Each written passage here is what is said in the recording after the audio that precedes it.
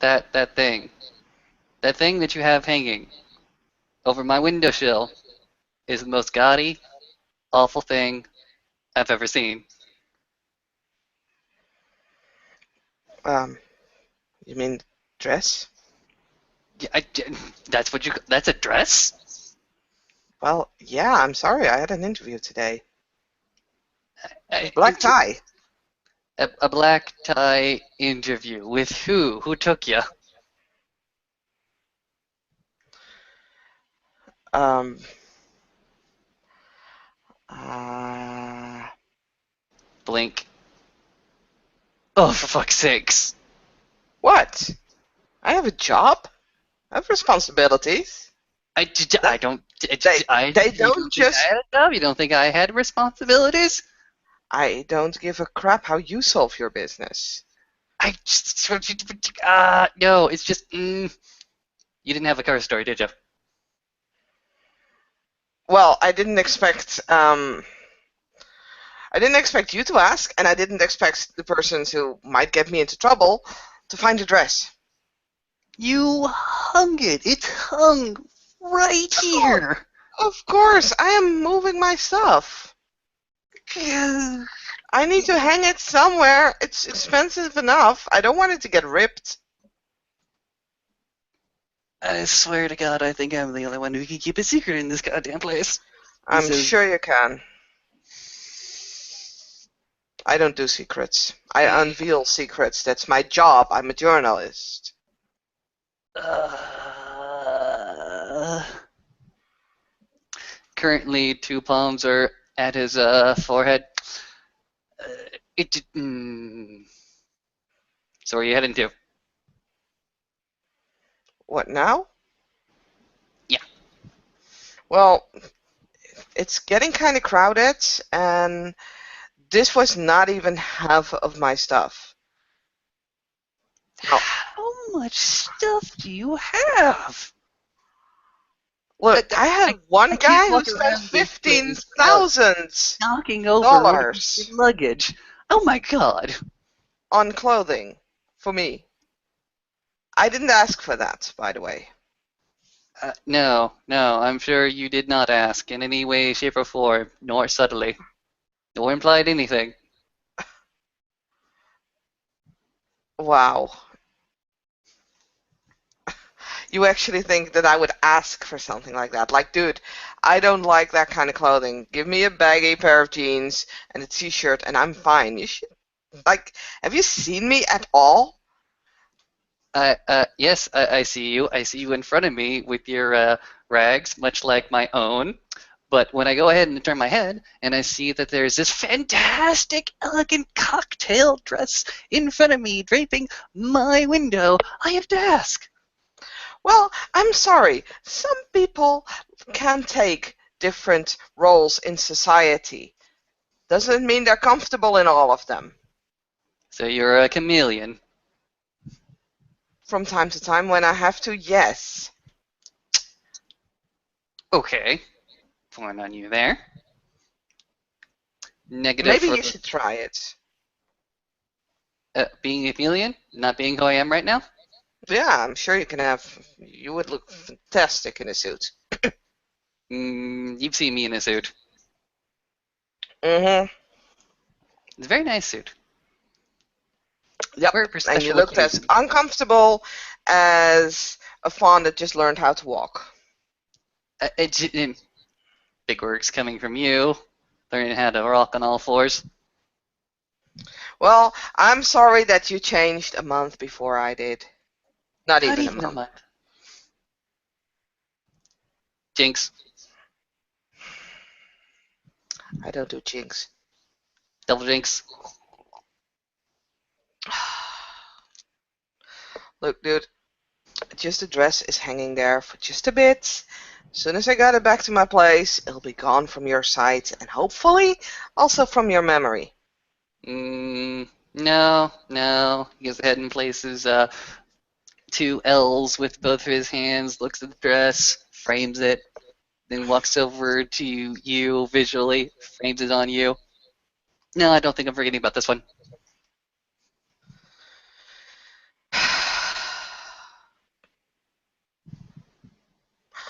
Right. What do I have to do to make you forget about this one? Yay! Well, drapes arm over her shoulders. You and I are going to have a nice, long, long talk with a guy that, knows a little bit more about this shtick than we do. Okay, what stick? New moon shtick. New moon stick. Oh, you mean, okay, yeah, sure. So who is that? Oh, a big buddy bosom friend of mine.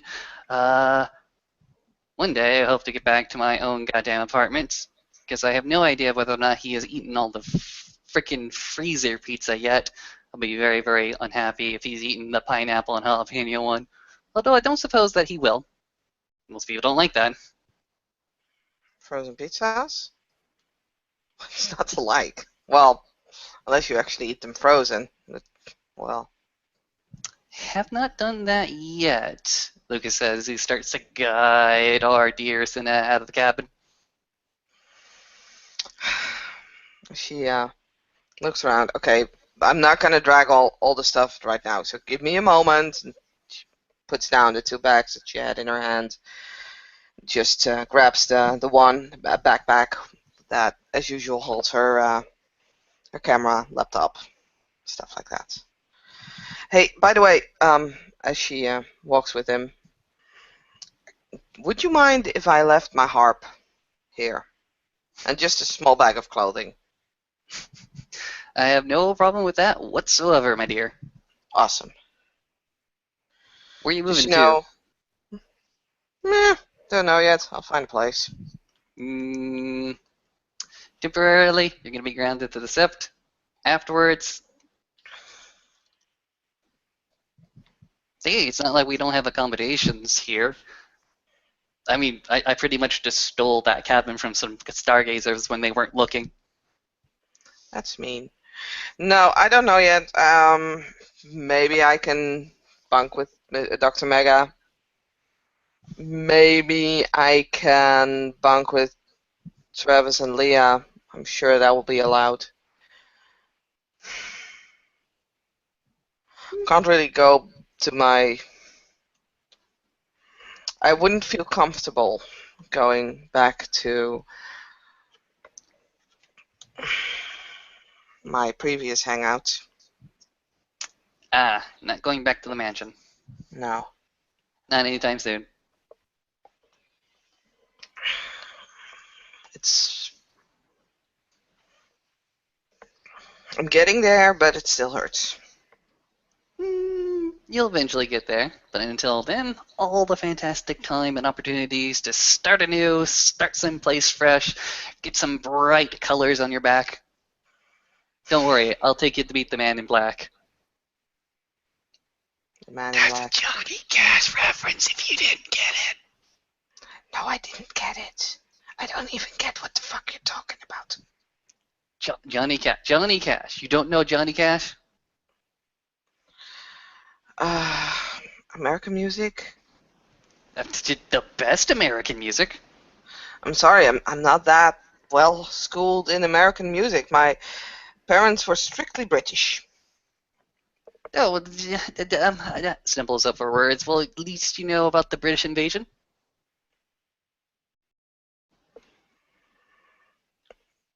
British invasion. Like, dude, I don't know shit about America. Uh, Please tell me you know something about the Sex Pistols. Well, duh. God Save the Queen. National anthem. Also, a fantastic little rendition. Big ass Well, smile on his face.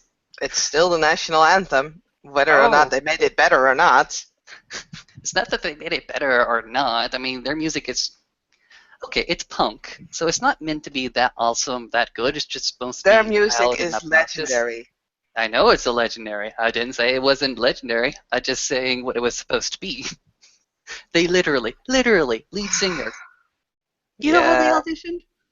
They found the guy with the most harsh and coarse voice that they could possibly find, and that's how they turned out their lead singer. No, no, You no, know no. an That's awful what. lot about music. Yeah. Well, I don't. Yeah, well, I do know some thing about music, but it kind of stops around late, well, early 1900s. After that, it became too modern for my parents, and I wasn't allowed to even listen to it. Explains the harp. Yeah, like I had a secret place where I kept a few CDs, only a few. And being a young girl, that was kind of like the things that I could get my hands on. I had a Green Day, which actually is American, the only one that I had from America. I had an old Spice Girls CD. Don't Yeah, know I much. know. No. Don't know too much about Spice Girls. It's actually one of my niece's passions. Excuse me, niece, cousin, whatever. But I do know more about Green Day. Please tell me a Dookie. Please tell me a Dookie or Brains do. Er? Dookie. It's an album. Brain Stew. It's a song. Ah, no, it wasn't. Ugh, you're killing me. You're killing me, Senna. You're killing me. Look, I literally had to do with what I could find. The town that was nearby was incredibly small. Willamette Village. Shire. Well, you could compare it to the Shire, actually, if you would believe Tolkien. And since he actually came up with that, yeah, pretty much. Like, my parents had this, like their house, it was like, what, 5 miles or something from the nearest town, which had like a bakery at best, and a pub, of course, and a church. Hmm. Tell me more. Why? It's just a boring English town and boring English country. I'm Like, interested. it didn't really become much interesting unless you came to Sheffield or York or something like that. That's. But I barely came there. Not until I grew older. It doesn't really matter. Anyway, where are we going? Yeah. Actually, we may have to do some bit of travel. Hold on a second. Gonna bust up a compact mirror just before they go ahead and hit the unwarded sections of the park.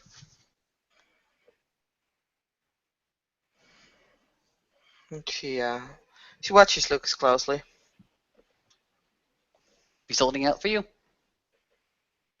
Hmm? He's holding out the compact mirror for you. Oh, okay. What am I supposed to do with that? Blink, blink. Takes the mirror. Oh, wow. Hey, I'm sorry, okay? I Little slow kind on of, the uptake. well, I'm kind of got used to simply Windows. Um, for a long time, I used the back view of the mystery machine. Hmm? I'm not that familiar with that kind of shit yet. Well, do you know enough to accept stayaways? Because Yeah. I'm seriously not going to go ahead and run the gauntlet of cops. No, I know enough. Trust me. It's actually happened quite a few times that kind of happened involuntarily, which sucks, trust me. Oh, I can imagine how terrifying that world can be. Mm-hmm. Yep, that was a box. It did. A box, you say? First time, that was a box. It looked scary in there. It was even scarier here. She slowly starts shifting. And as soon as good old Senna has gone ahead and disappeared from the delirium, Lucas is going to go ahead and take his time and sidesteps, staring into his own reflection in the mirror. Pop! Hi. Hey! Pointing in the direction of the chessboards. He usually starts over there. When he starts walking. Okay. Still don't know where we're going, but I guess that's exactly the way you like it, huh? Usually when I get a sense of something, I just go ahead and follow it to the end. Hmm. I'm still kind of adjusting to using scent. It's kind of weird that it sharpens so much, don't you think? Uh, a lot of things didn't come quite naturally to me, but the more time I spend in other forms, the better it becomes. I mean, Night Sight. Dear Christ, Night Sight. That was interesting. Hmm. I should check that out as well then.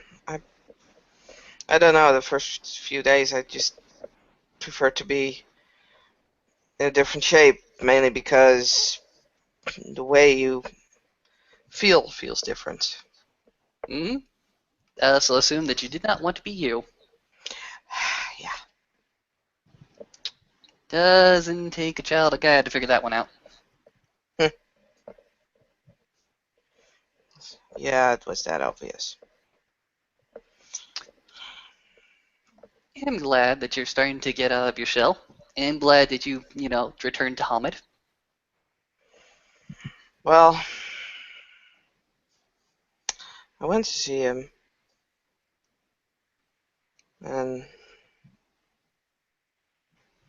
that was terrible. Goes ahead and stops for a few seconds. Turns around. Horrible. Difficult, horrible, painful for both of us. But we'll get there. Did it start out horrible, and it was just horrible all the way through? Hmm, I don't know.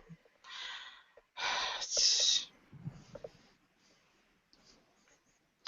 he went back to his old self. I fought so long to get him out of that a little. And there it was again.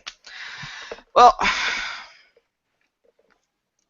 Tell me about that change, because I got a feeling that you knew him a lot better than me, so I can't really tell the difference.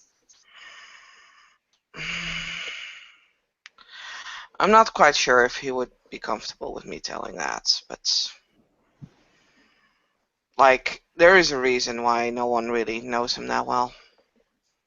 And that was what I was trying to change. Er,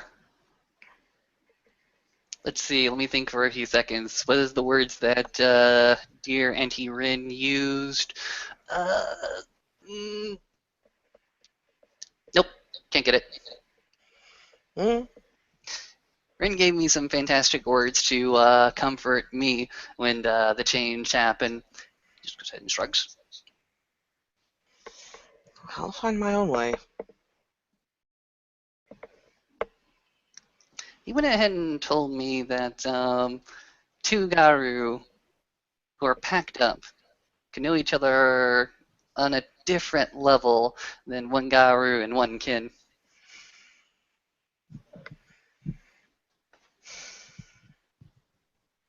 I guess. Not saying that you and him are going to get packed up anytime soon. That seems like a snowball's chance in hell at the moment, but doesn't mean you can't still reach out to him. Look, I'll always. Okay, Lucas, if you tell this to anyone, I swear I'll rip your ears off. I'll always be there for him, no matter what. But, well, you and Maeve, you can be together in the way that you can be best friends, buddies, look after each other, which is all fun and games. There is no distance. He is Miles away. And I don't just mean literally. Damn it, you beat me to the punch. Hmm.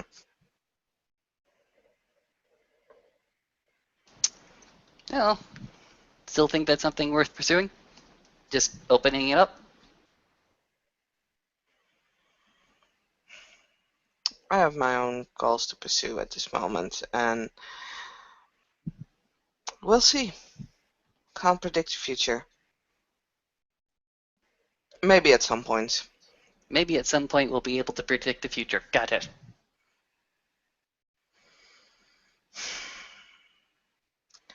Yes, that too. Now enough of this. Enough of this. Enough of this. You're moving into new places. You're meeting new people. And how good are you at chess? Um, I have the feeling I'm just starting. Like, the last week, I can kind of throw away. That wasn't a week. Hibernation. Yeah, I guess. So,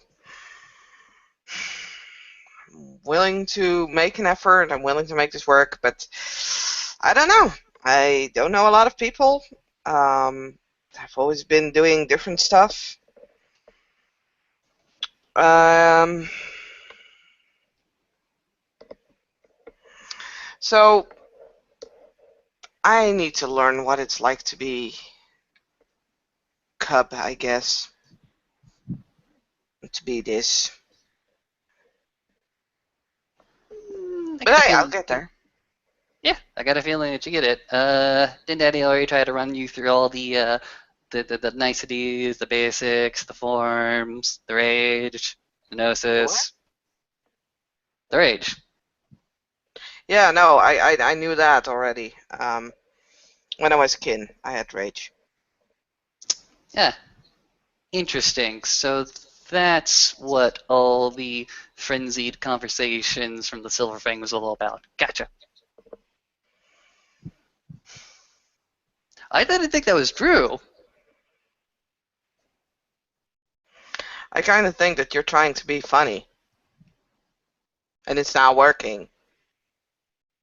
Mm, okay, fair enough. You don't have to be funny.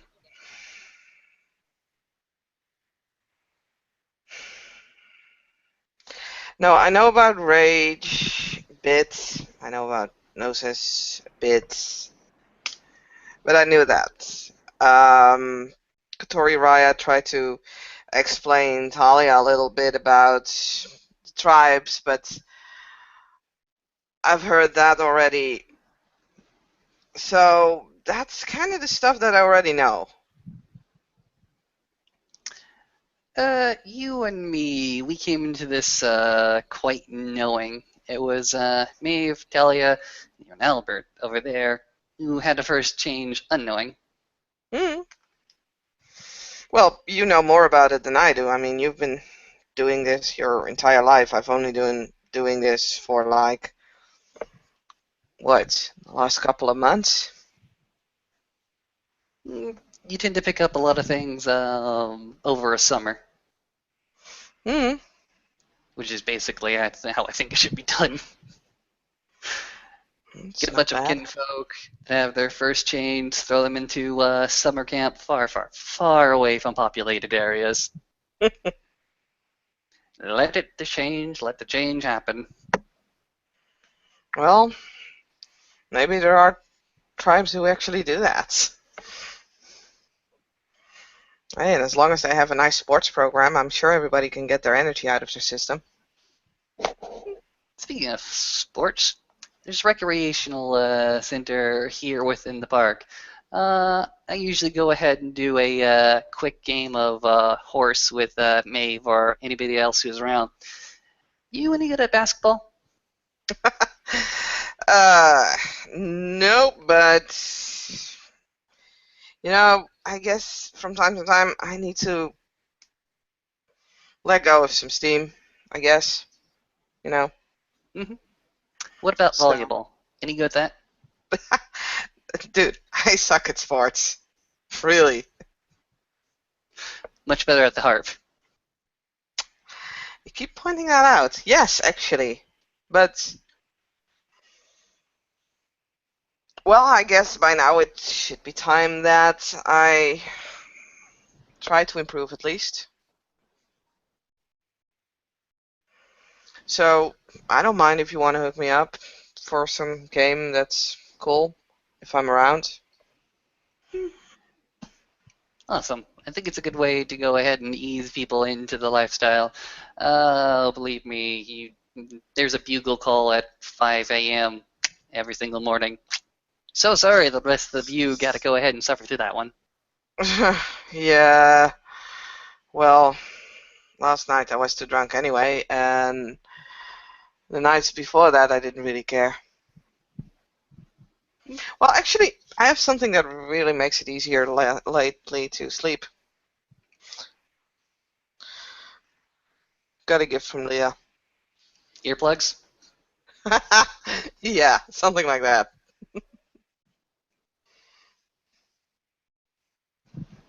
Well, what'd you get? A necklace. Mm-hmm. A necklace. A necklace.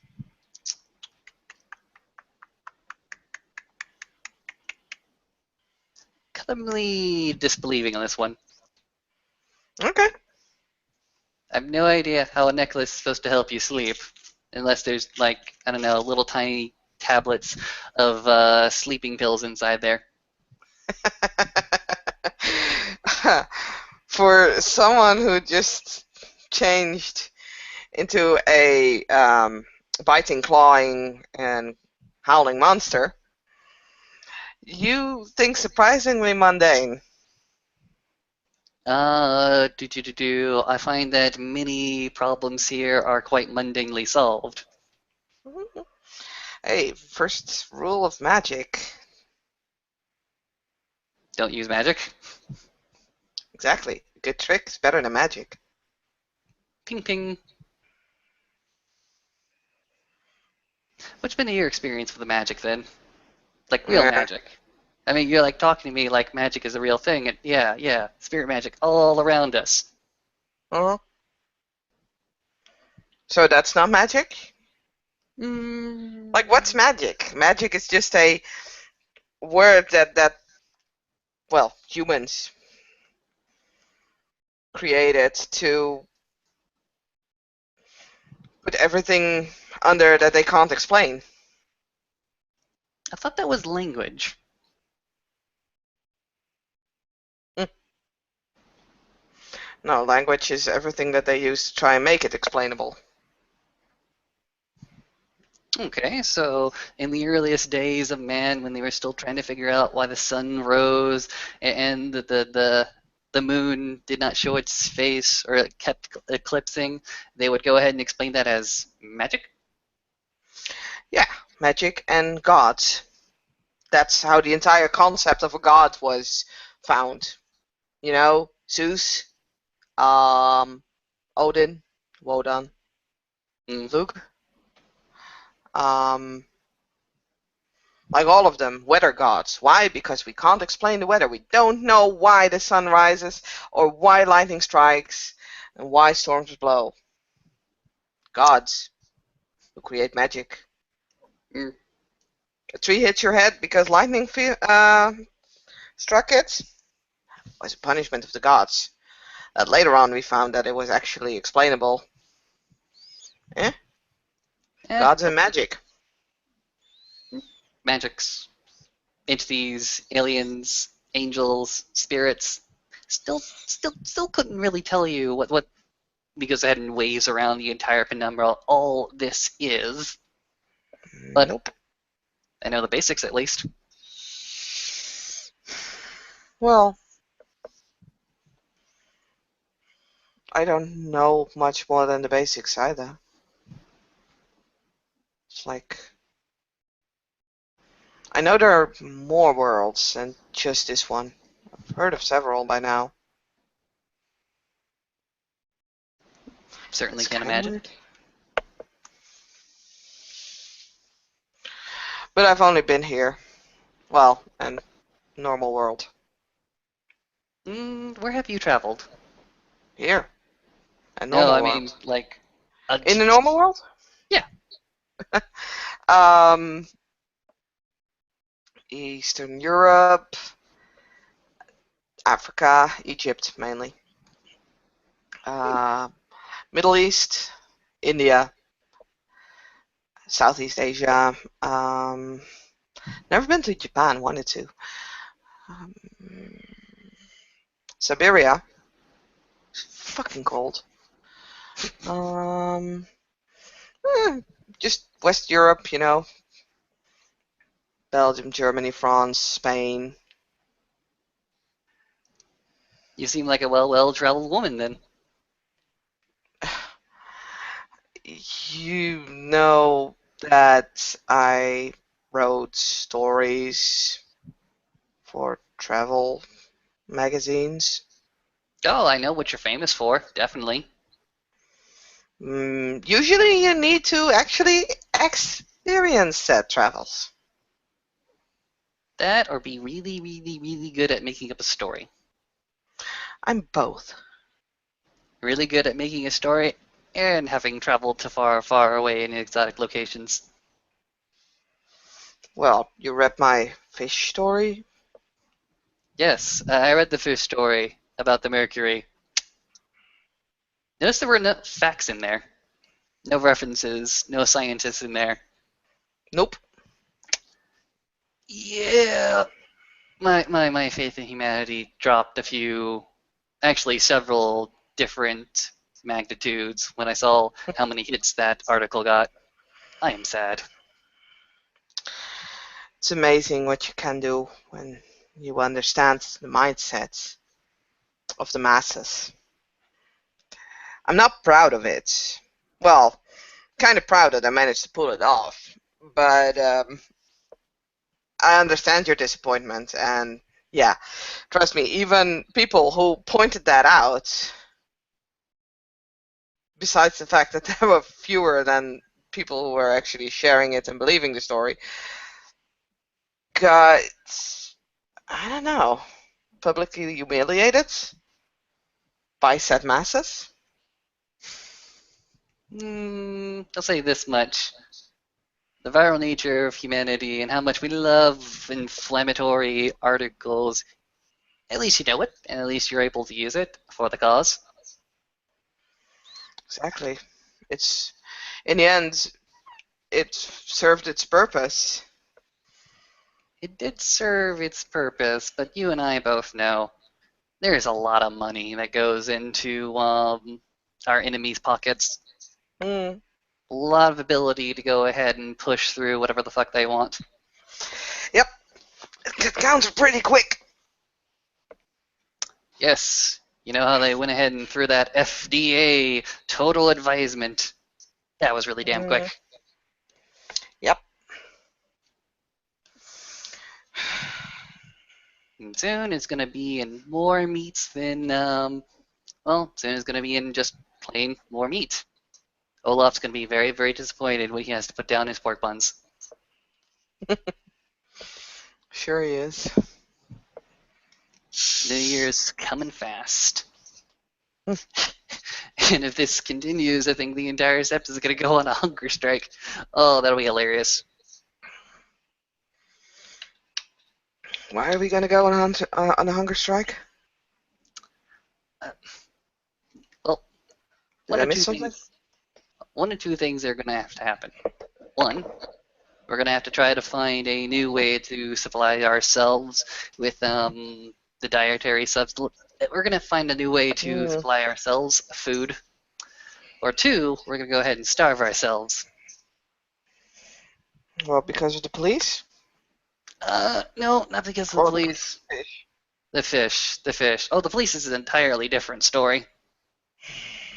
Well, I'm working on that. When it comes to the fish, I can try and strike back. I just need to strike back a little less global. Yeah, he goes ahead and shakes his head. One surefire way to go ahead and make sure that that refinery and that distribution center goes ahead and gets taken out is to force some old-fashioned eco-terrorism. Hmm.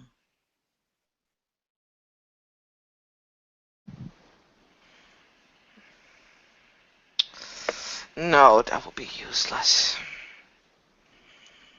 She seems to ponder on a few things for a moment. No, no, that would be bad if I was wondering how I could use the thing that I do. What do you do? I write stories. I don't do much else. I draw. I don't do much else. And yet, I finally got people to pay attention to the thing in the sky. Well, Did you hear about that? the thing in the sky? Yeah, Trying to work on that ever since April. I know. I went ahead and followed the news articles that came out about Geodyne and Greenlee. Your name was mentioned once as a potential flame or affair. That was interesting. Hmm. And I know that it's the meteor has been in the sky for a very, very long time. And I know that quite recently, lots of really bad juju went piling out of that. And that was about the time where I realized, you know what? Tired of sitting in my ass. So I went up there. I went up there, me and Maeve actually, because I don't really understand how to talk to spirits or the Umbra too awfully well. And I saw what was up there, the facility, all the activity, the giant freaking robot that has been plastered on the news since day one. You know the funny thing? Hmm? You know who made that robot? Who? One of us. Tell me that. How does that work? I don't know exactly. I was just new. I was like new into this, but what I heard was I basically started with my investigation on Greenlee um, when that thing was just placed there. Mm, I thought, I'm not quite sure if I got it 100% correct, that one of the class walkers helped building that thing. Guy's gone now. Who's gone? Where was the source of that information? Oh, jeez, man, it was so long ago. I don't know. I just heard it in, you know, passing by. He goes ahead and nods his head, and I can definitely see where that would be a Glasswalker machination. But in any case, I know I didn't see that. Oh dear freaking God! I saw the pain. Oh, I saw the pain. He gets ahead and visibly shivers. Can never see anything like that again. It will be too soon. Hmm. They called it Leviathan, and I can definitely understand why. Does it look like Cthulhu? It, here's the thing. It had a presence. It had a freaking aura. Menacing, intimidating, otherworldly. And it didn't matter where you were. It just seems like it knew where you were and it was just like judging your presence. I remember that thing fucking dying. Very glad it's dead. Hmm. Yeah, I guess.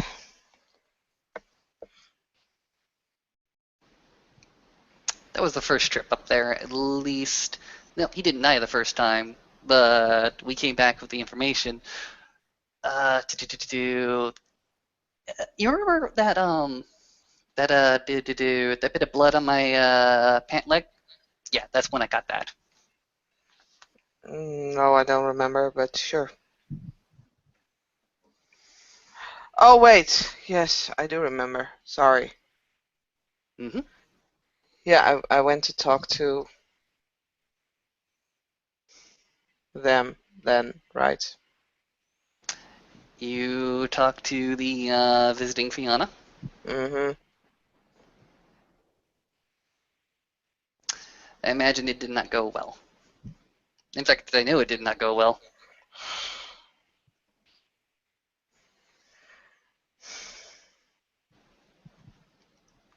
Nope.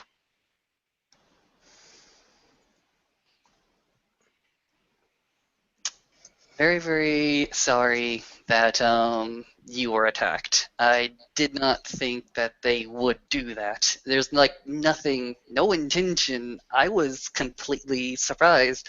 They were passed. They were passed by all tests. They were passed. I did not know I was throwing you in there. It's fine. Don't worry. Not blaming you guys. Okay. Do me a favor. Reiterate that to Maeve once or twice until she gets it. Okay. I'll tape a note to my forehead. Yeah, girl. In any case, second time we went up there. I did it actually the second time. Um, all the hunters of the lost, were kind of gathered in a little circle. They seemed really excited. I went ahead and walked up to them. There was Olaf, Katori, Rin, kind of watching them. They mentioned the meteor, and they bemoaned, they whined, they cried. How will we get up there? How will we get up there? Who is brave enough to trailblaze that path for us? I could not hide my excitement when I said, "Oh, please, please, please, please, dear Ayaz, let me show you the way." How did you get up there? Got high. You got high. Well, we got high in my van. So getting high allows you to space travel? Because that's the Um, weirdest bullshit that I've ever heard. oh, please ask around about this story because it's magnificent. Everybody tells it a little bit differently. But basically, what we did was we went back to the mystery machine and we asked the mystery machine to go ahead and contact a spirit for us that would allow us to travel. And the spirit of Tommy Chung, no shit, shows up and starts giving us all the party favors. And these party favors allow us just to simply fly, to swim in the air. It was awesome. Aha. Yeah, that's what we did. Once we had the ability to like swim in the air, we decided to swim back up to the meteor. And I gotta tell you, things changed like quite drastically. Um, First thing that people noticed was that the facility was empty, dead. Presumably, all the staff also kind of vacant and or dead. I assume dead. Um, I went ahead and did my Ragabash thing again. Traveled my way up there again. When I looked down, I didn't see the same meteor face. I saw a giant crater in the shape of an eye. Most disturbing thing I've seen all day. Inside, oh, there was a Leviathan. His menacing nature, his very, very cruel gaze. Again, you can imagine the gnashing of teeth in Lucas's mouth at the moment. But besides that, there was a spirit, big, big bear spirit within the crater, just sleeping, just about to wake up. And besides that, there was the big, big, big giant robot drill, wolf drill, whatever you want to call it, and a very, very white furred Garu that was performing ritual. Ritual, I don't know. It was very, very, very white. I mean, like fur, completely white. I mean, looks at you. You got white fur, silver fur, in fact, but this one Hmm. was different, different shade entirely. And so, we were met by, well, Zeke, actually. Zeke decided to help us that day. Yeah, I heard we lost him. Hmm. That was a fucked up thing. The hunters. They decided to dive right into the meteor's crater in order to wake up Big Brother Bear. And Zeke, for his part, just went ahead and just charged. Charged at Leviathan. No, I get that wrong. Not even at Leviathan, but he was definitely charging at the robot. Leviathan went ahead and played interception. Banged him the first time. So I tried to pull him out. Got him safe enough. And then me and Maeve tried to help out by waking up the guardian spirit by howling. Zeke got enchanted or something. He started walking towards Leviathan, towards the middle of it, and me and her like thinking, "Oh God, oh God, oh God," because I had already dodged that bullet once. Leviathan, the big, massive wave of corruption. I just narrowly dodged it the first time I pulled Zeke out, and there he was walking back. Me and Maeve looked at each other, decided to grab his ass, bring him back to cover, but not without again getting hit. The most awful thing in the world. Felt so wonderful after I got cleansed. And then after that, we were again running towards cover, and god damn it, at least I told I told him he was Mariah, so I couldn't go ahead and give any direct orders. Now, I wasn't even a standing ranking member or adult of the nation, so I couldn't control his actions other than to pull him out. And I told him that he looked like a dead man, and I pleaded with him to come back with us. You know what he did? He didn't come back. No, he just looked at me. He said, "Memento mori, young one," and he rushed back into the fight.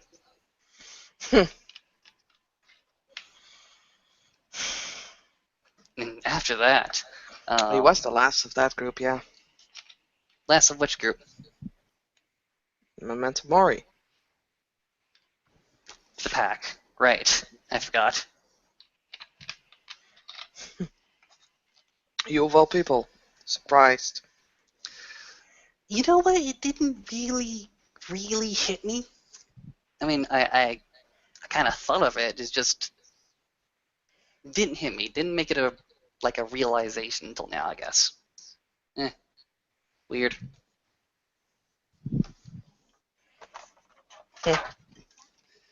Sometimes Gaia and Luna play awfully dirty tricks on you.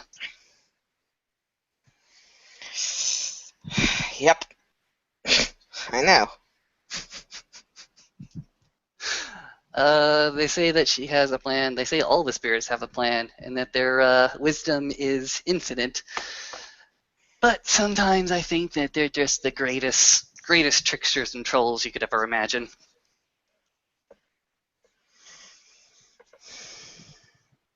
From what I can tell, he did his job, and he fell like a glorious warrior guy. Yeah, I think this is what he chose. And I would not stand in his way if this. I just wish that, you know. I didn't know him well, but I knew him well enough to be sorry to see him go.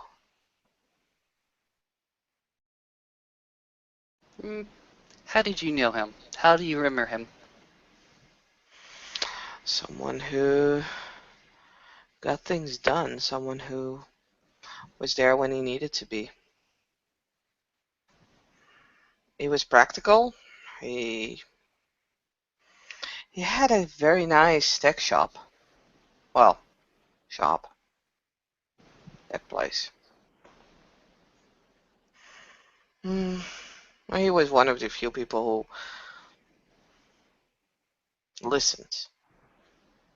I remember that much. Like months ago, when I started with the Geodyne investigation,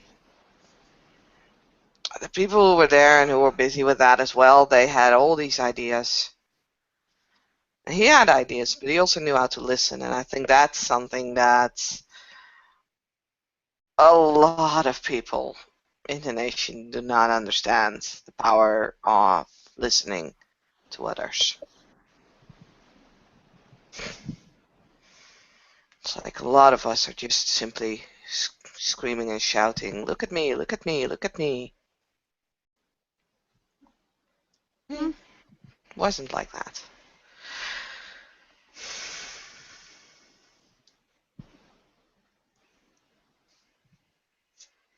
Do you take solace in the fact that you are not one of those people? I am one of those people. Not entirely. Know thyself.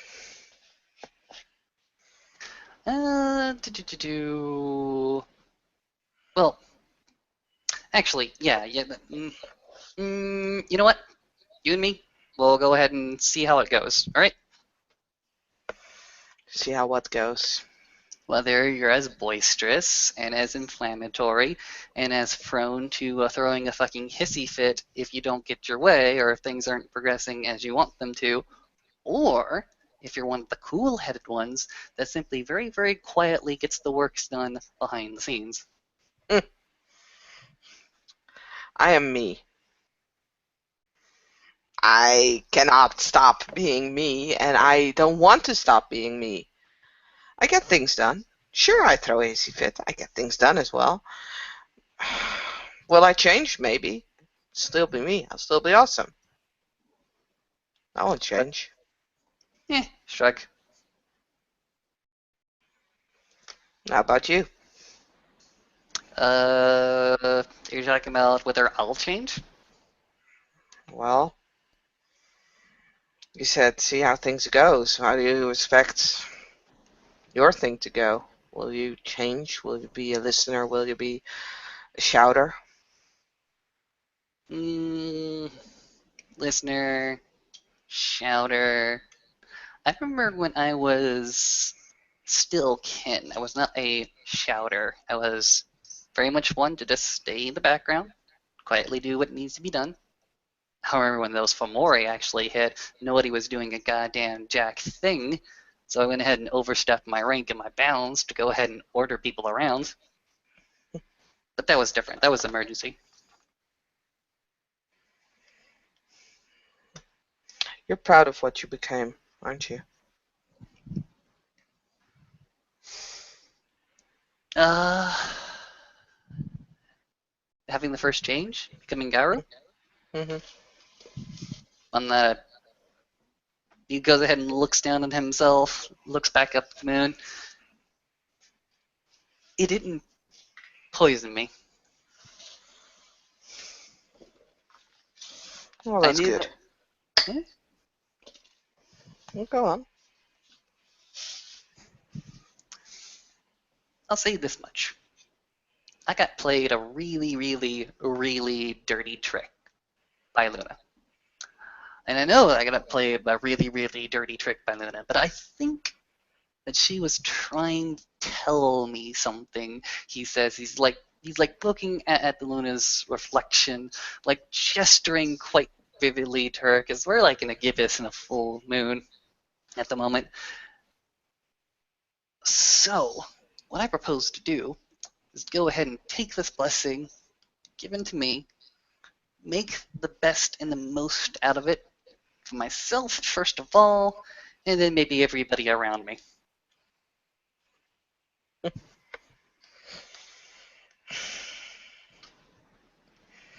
Well, I do honestly wish you good luck with that. I hope you get what you want. I never get what I want. If I got what I want, I wouldn't be in this situation.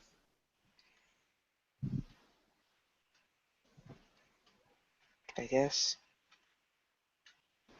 Goes ahead and shakes head. Uh, better way to say it, if I got what I wanted, my Christmas would not be so bereft of family.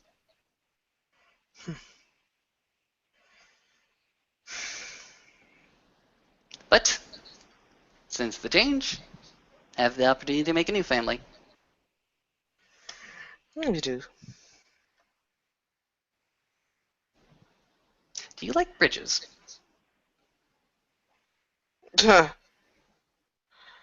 Used to. What happened?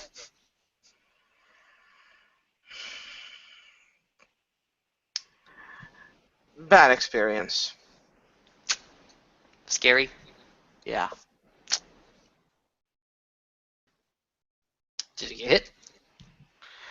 Barely. Actually. Well, barely not. Got I've always had scratched. eh, I've always had decent experiences with them. Although I kind of know the ways to make sure that you're safe on those bridges. Easy enough to go ahead and tie yourself to a safety line and be on with it. I had a safety line. Okay. Did you fall? Almost. And then I didn't have the safety line. Looks at you quizzically. You're gonna have to explain that one to me. There was a thunderstorm all around us. That safety line probably would have been electrocuted. Hmm. Okay, fair enough. Why in the world would you ever go on a bridge without a safety line? When I had went on the bridge, I had the safety line. Now, how about we move topics? Fair enough, fair enough. Let's see, let's see. Ah, I think I see him over there.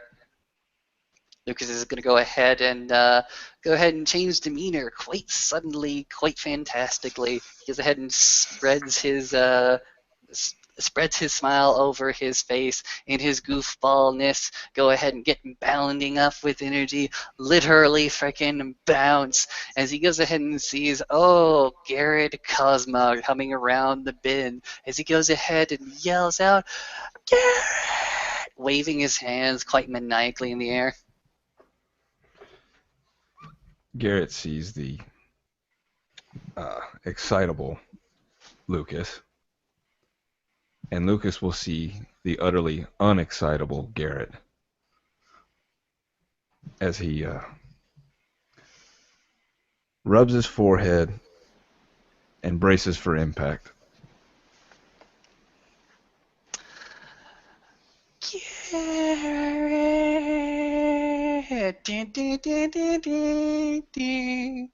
Garrett. Slow mo running.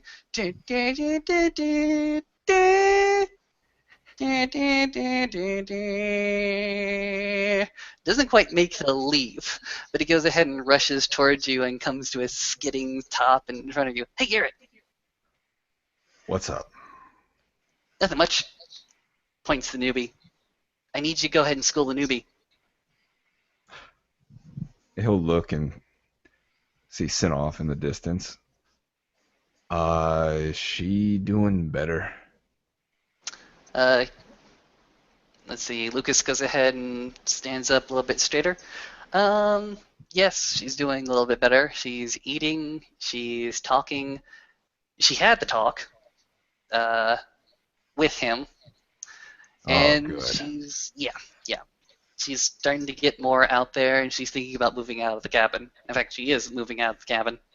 Well, good for her. She's starting to make decisions. That's good. That's good. Yep. All righty. Yeah, and I need you to go ahead and do to her what you did with me. Try to explain about all this new moon nonsense. If you still got those rules memorized in your head, I think those would be great.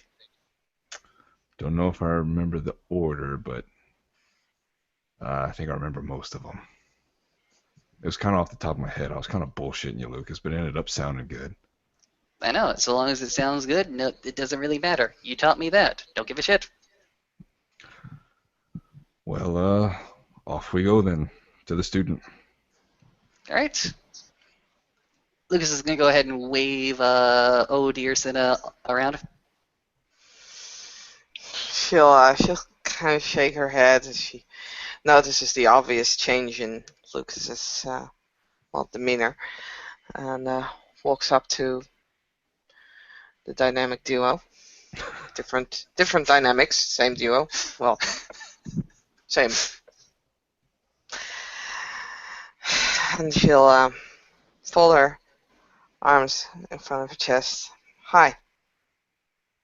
Miss Harris, it's good to see you. Oh, she doesn't like that. I was gonna say, please call me Cinna. Okay, but don't call me Raya.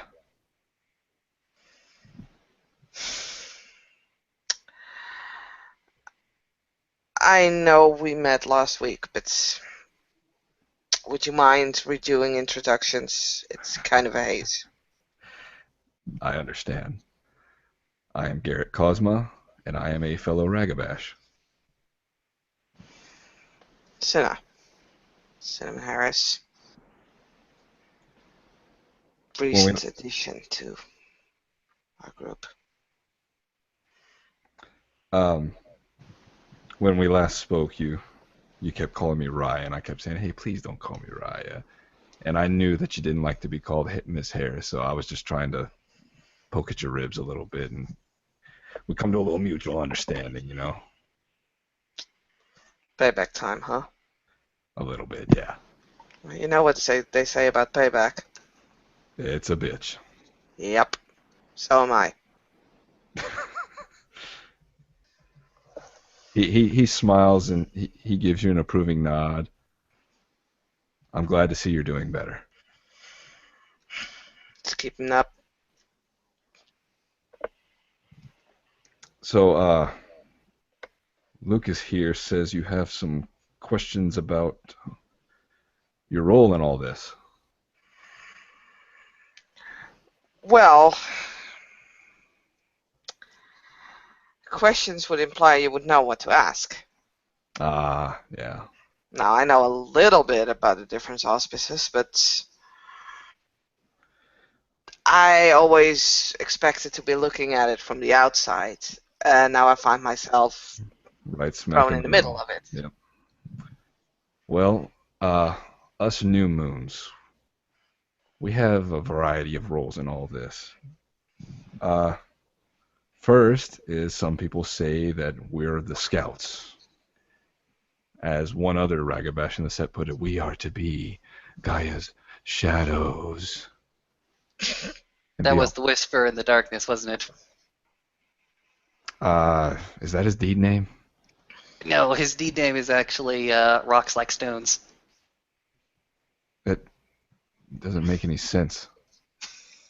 Ask him about it sometime. It's a story. Will do.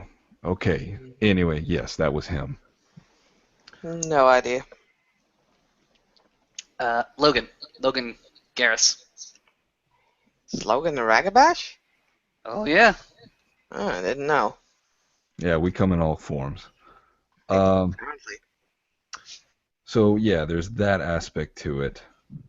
Others say that we're the tricksters, and that's kind of a multifaceted thing. Like Lucas here, he believes that, or he did believe, I don't know what he believes now, that we have to be the levity. When things are really serious, we have to remind people to laugh.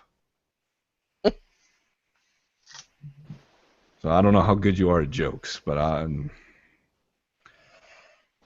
okay. Well, not very good at jokes. Usually the jokes are on me. Well, you've made me laugh twice since we've stood here, so you should be okay. Hmm. Um,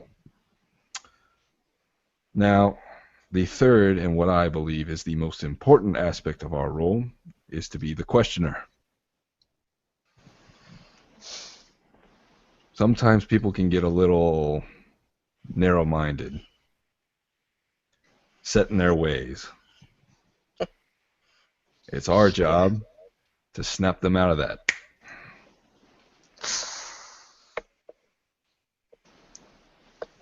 Well, looks like I found my little niche in. Good. Because as I said, I believe that is the most important part. I don't like it when people go ahead and assume things without thinking all the way through. It leads to terrible, terrible misunderstandings. If you got an angry Arun that wants to charge in and just tear stuff up, it's your job to say, hey, maybe not do that. And sometimes you are the ones to go ahead and take the hit. You ever been to a rodeo once before? Can't say that I have. Well, think about it like this. Oh, When a, God, you're going to say a rodeo clown, aren't you? yeah, Oh, God. I hate clowns. I don't like clowns either, but in a rodeo, they perform a necessary function.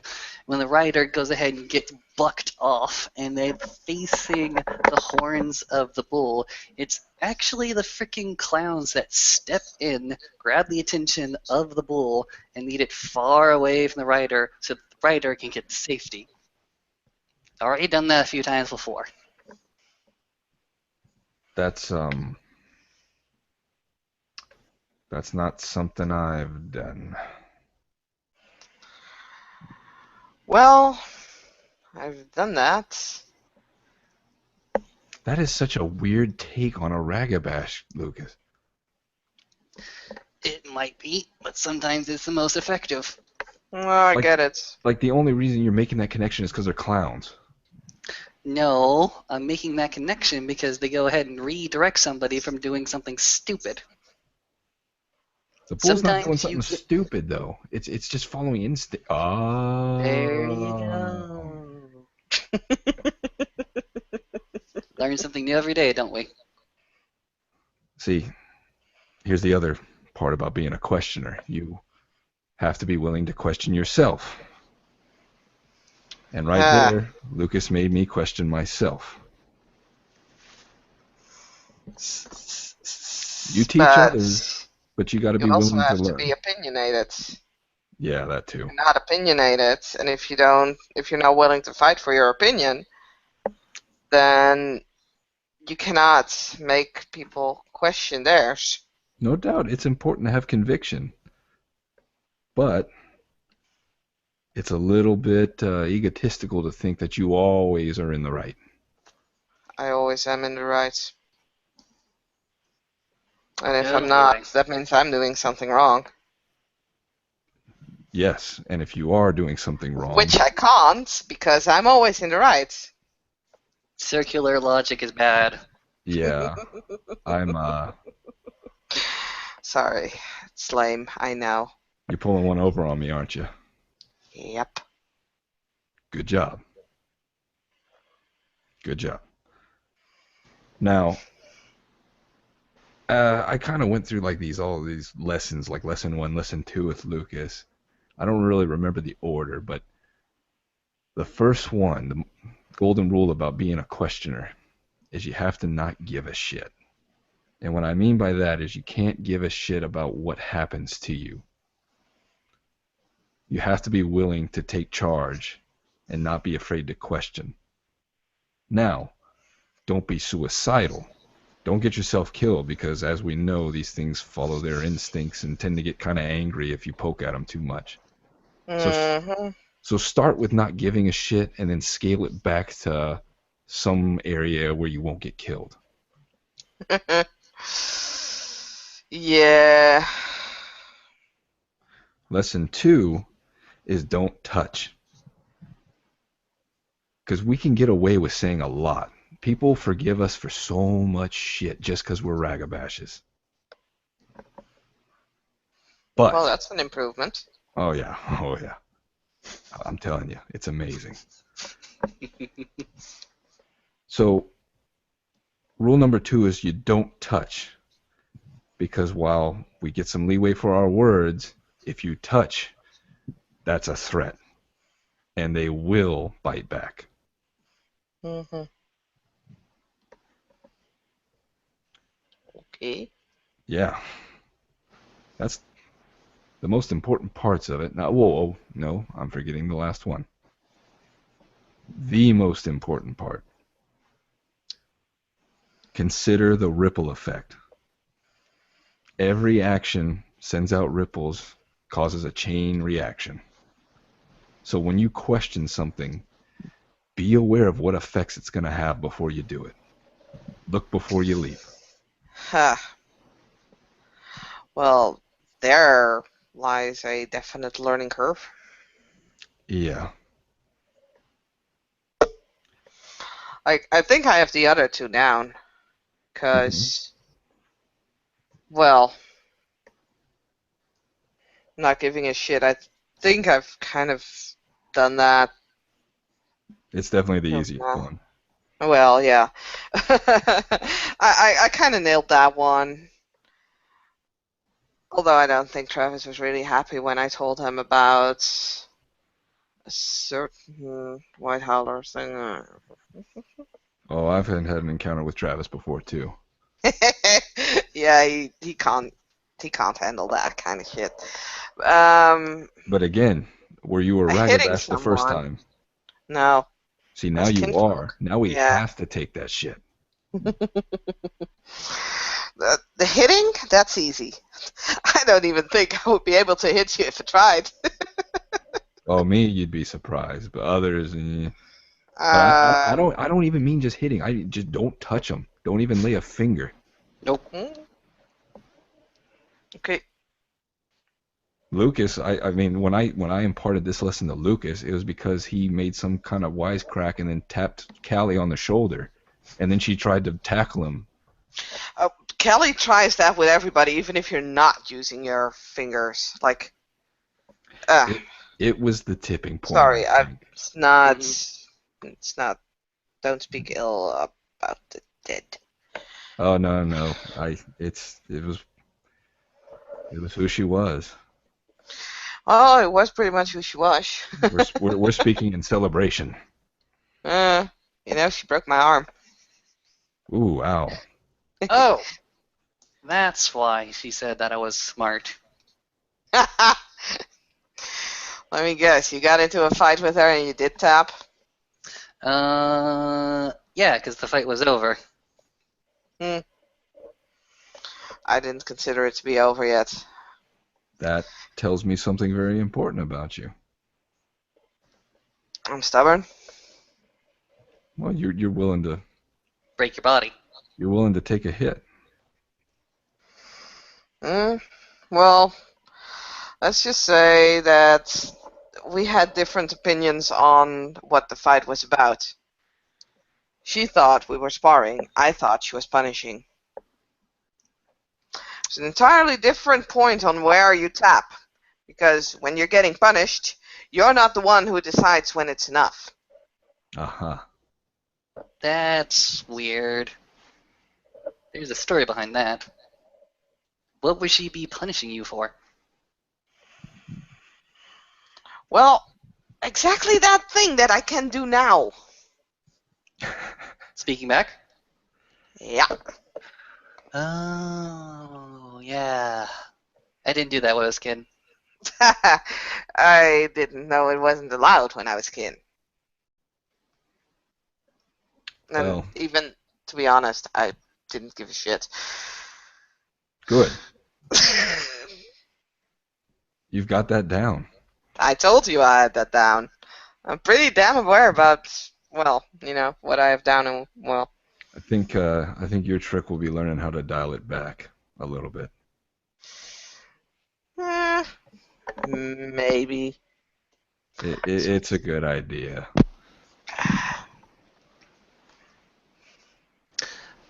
How good are you at being unnoticed? Being unseen? Hmm, I'm better at being seen. Ew. How good are you at tracking things down? Not bad. Gestures to Garrett might be useful. I Yeah, guess I'm a yeah. photographer. My sense is kind of necessary for that. I mean, you will find what you're good at. You probably already know what you're good at. It's just now you've gotten a little bit better at it. Senses are sharper. You can do things you couldn't before. So just Hmm. I'm sure you know your strengths. So I won't tell you how to proceed from here. You'll figure it out. Well, that's not very helpful. It really isn't. Not supposed to be. Yeah. Look, as far as I can tell, with this whole Ragabash thing, you just go ahead and do things, and you learn as you get on. We got no litany to practice like the Philodoxes. We got no crazy spirits to go ahead and piss off or appease. We got no stories to sing like the Galliards, and mm, the Alrunes have their own way of teaching each other. We're called Punching the each other in the dick. Europe. we're called the no moon. You know what I mean? It's like we don't have a moon. To me, that kind of means we're malleable, we're interchangeable, we can become whatever. People always want to pigeonhole us as these sneaky stand-up comedians. So I think we're everything. we're everything and we're nothing. Exactly. Potential for everything, not class into one set. Well, we can be everything. We are a Galliard because we do tell stories. We just tell them in our own way. We are Runes in our own way. We have to fight. We have to be able to sneak and place the attack exactly where we want it. I love We, ambushes. I love them. They're so awesome. It's setting it up. It's fantastic. Ooh, Cinna, I've got to take you on a hunt one time. oh god, would be terrible probably. But I think in a way we even are Theurgians and Philodoxes. Mm-hmm. Philodox because we do judge. We question. But to question, you have to be able to judge. Not as badly or as Well, obviously as they do, but here's how I put it. Yes, I do completely agree with you. We are part Philodox. We we question rulings, we question interpretations of the litany, but mhm. ultimately our words are just words. They're not written in the stars. No, I said partially. I didn't say that we No, no, no. take on I'm their just jobs. yes, yes. I'm completely agreeing with you. I had Just me and trying to. Lucas were there, and I had my own experience as a part Philodox. Hmm. You were the one that come up with the alternative sentencing, weren't you? That I was. Alternative sentencing? Garrett, you want to tell a tale? Well, Cinna, have you met Victoria? Nope, Good. I think. Also known as Demands Obedience. That does not sound like a very good deed name. Well, it's fitting. Um, Lucas and I and a few other people, we came upon a scene where Victoria, who is a Philodox, was passing judgment on someone. We walked in just to see her pronounce judgment upon an elder and pour molten silver over her head. What? Yep. Wow. Punishment for attacking a kin.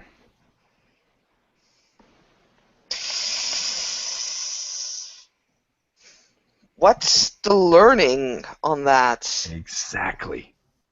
Thank you. And he looks at you, and he's got a smile on his face, and he's looking at you like you're gonna be fine. Like you're good. So that's exactly right. There's no learning there. It's just pain. No rehabilitation for the accused, mostly fear and tyranny to those who witness. Well, you could see it as a settlement for the hurt kinfolk in question. Looking really, really disgusted. Settlement, settlement. There's so many other ways to go ahead and cast a settlement. No, she did that because of the Hold on. freaking scarring. She's right. I mean, in a weird way. I mean, if you want to call it like a balancing act, but Well, I don't agree with it. exactly, yes. Ultimately, there's no lesson imparted. That should be Like the I point of would, punishment. if I would have been that kinfolk, and since up until recently I was a kinfolk, I think I have the right to say this. I would be horrified if someone would do that on my behalf because someone beat the crap out of me. Hmm. Like I wouldn't like to be beaten, but that's like no. Exactly. But we didn't know what we were walking into, so it was a little too late to do anything about that situation. Hmm. However, after that display, someone from our group decided to offer themselves up for punishment because they too, in a frenzy, had attacked a kin. Didn't even do any damage, just took a swipe and then redirected the frenzy elsewhere. Kin was unharmed. But this person felt it was their duty to present themselves and confess. And so Victoria was going to use a hammer to take his knees away from him. What? There had been a precedent set about this particular punishment. She has dealt out this sentence once or twice before. Still, what? Yeah. So Eh, there's must be me. there's two questions here that should be raised. Would you like to take a crack at it, Sina? Hmm. Two that immediately come to mind, probably more. Well, I'm not very good at this kind of thing. Like, Oh, that's okay.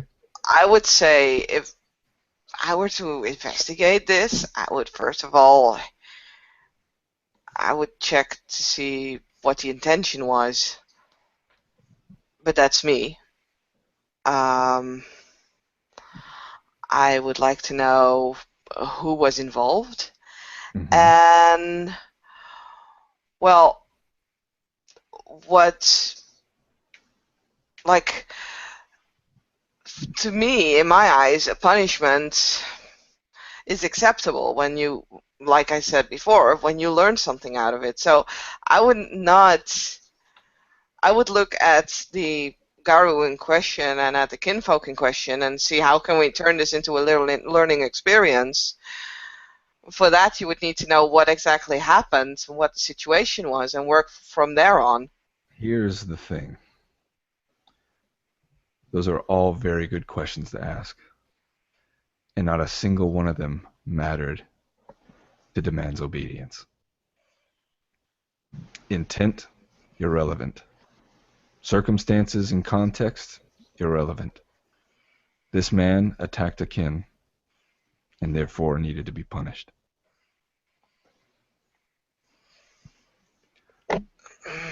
I, to be honest, I think That's bullshit, and I would Yes. not accept such a punishment even if it was just.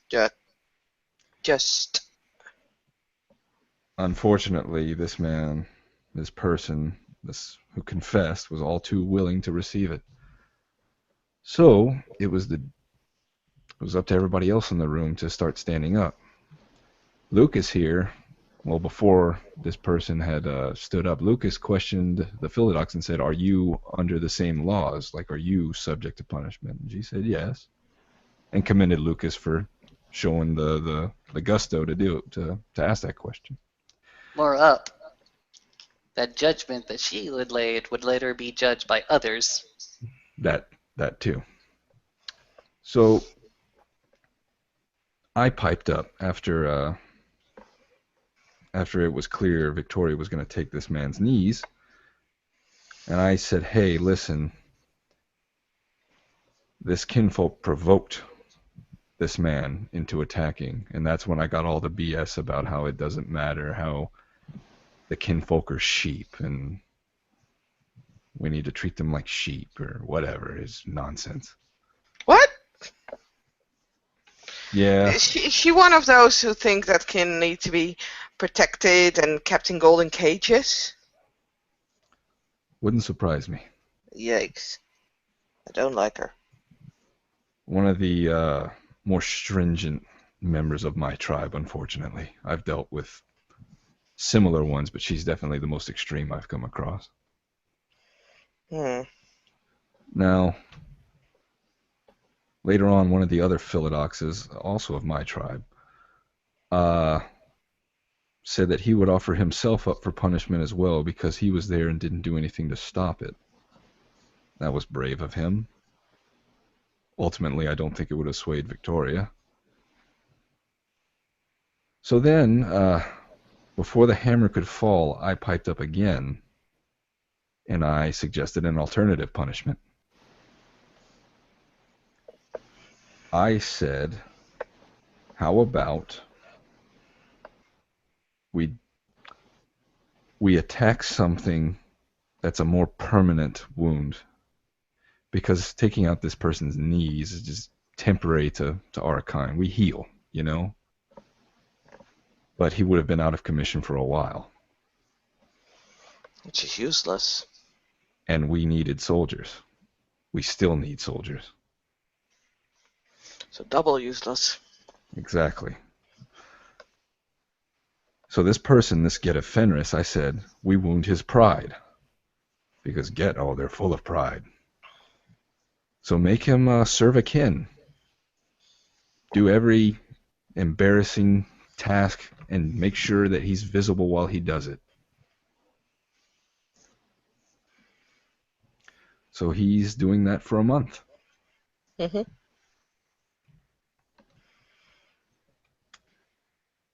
And I can't believe she accepted those terms. It was a Hail Mary, and she took it. She'd be an idiot if she didn't see the logic behind that, but, well, I think it no, was more not gonna that say she anything. was looking at every other single person in the room and noticing the tide turn against her. Okay, I'm gonna say it. A lot of people in what like a lot of things that I'm hearing, I hate to say this, but a lot of things that I'm hearing about the nation and about Garu and the way they think and act, it's so, Hypocrisy, thy name is Garu. Jesus, fuck yes. And now you realize why it's so important for us Ragabashes to be here. To call bullshit when bullshit's there. Yeah, but don't attack something too big, 'cause that'll cost your head, huh? Exactly, don't touch it. Yeah, I'm staying away from the litany. I get it. I've been taking my jabs here and there at the litany, but again, it's baby steps. Well, there's the one thing that I'm like, no, never mind. Like I said, it's Ren explained and she's right, but I don't agree. Ren has fairly Rin's very, conservative. yeah, very conservative. You took the words out of my mouth. We've had a couple of interesting talks on the litany. It's been enlightening.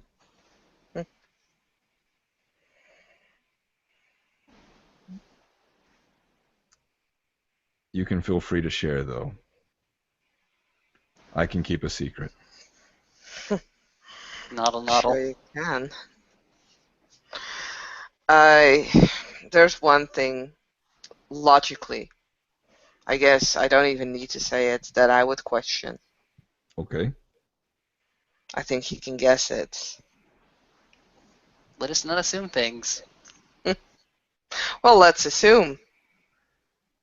I don't like assumptions. I don't like jumping to You, conclusions. you're talking about a tenet of the litany, I assume. Hmm. Is it suffer not the weak? No. Really? Okay, Well, that's usually the one that sticks in most people's craw. Hmm. yeah. Now look at my situation. Thank you. Oh. I'm gonna guess this particular conflict began at the beginning of the lesson of Liddy. Yeah, Garrett's face just kind of sinks. Oh. He Why do looks at we? Lucas. He goes ahead and looks to Cinna. Actually, what do we find conflict with? I think the first rule of the litany should not be don't mate. It should be don't create child. You know, don't create a metis. I understand, like Ren explained, because I didn't even, like, I thought, okay, sure, there's Logan with the bad ears, and I didn't even see anything wrong with Ren. Like, so I was like, well, what's so bad about Um, Metis? But then she explained, and I understand. I understand that it's not fun. Both parents and child, but still, like, they're. part of the I've reason. not been, and even before my change, I did not, like, have you guys met um, either Sarah or Joyce, the Ronin? No. Blink, blink. I met with one of them when I was still kin. It kind of happened at an accident, and I didn't know, and I've only found out later when she actually came clean to me and told me that she was that, and she told me why. Because they were both Garu, and they had a relationship. It's bullshit. They were both females. Hmm. Like, what's the worst thing that could happen? One of them gets wet?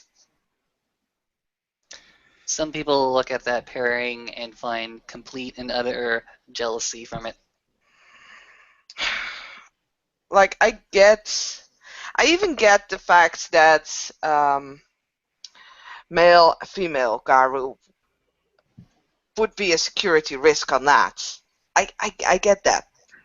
I don't like it, but I get it. But especially nowadays, it should not. Contraception sometimes fails. Yeah, but um, with gay marriages winning ground basically everywhere, being accepted in normal human society, like, shouldn't it be time that, you know, I'm gonna attempt to explain the reasoning here. Not saying I agree, but let me just go through the bullet points. Some would say that number one, we are soldiers in a war. And one of the important things about a war is you need a steady supply of troops. And where do we come from? From mixing with wolf and human and not to each other. Because in addition to the deformities that metas have, they are sterile. They cannot produce more soldiers from then on. So if you make an exception and say, okay, as long as you don't create metas, there's still the problem that you're cleaving to one another and you're not producing more soldiers. Love is nowhere in this equation.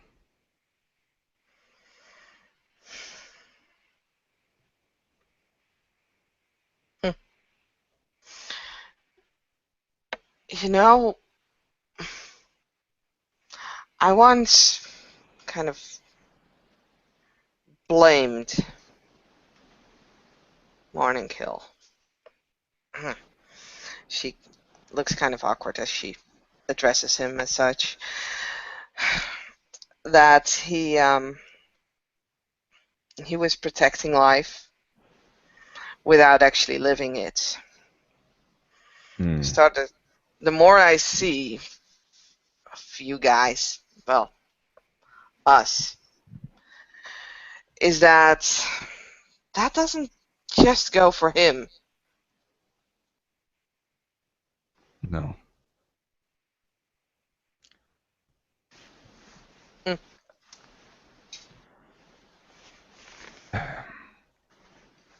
Ultimately, we are in conflict. Some people deal with it their own. Well, everybody deals with it their own way. Some people, they're just focused on the effort.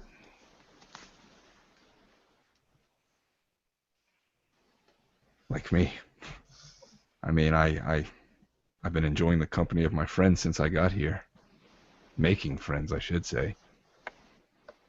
But ultimately, I'm here for a purpose. What's your purpose?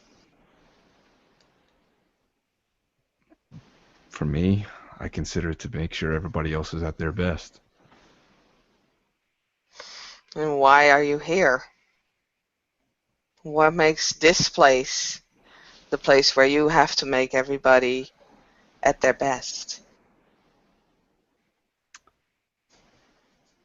I honestly don't know why. I'm not from here. I'm from Chicago. But I wore out my welcome there. And they said, here, go to New York. So here I am. And things were pretty bad when I first got here. So I'm just doing what I can to help patch it up.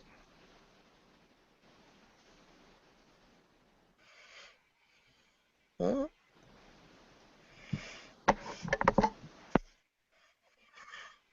Still,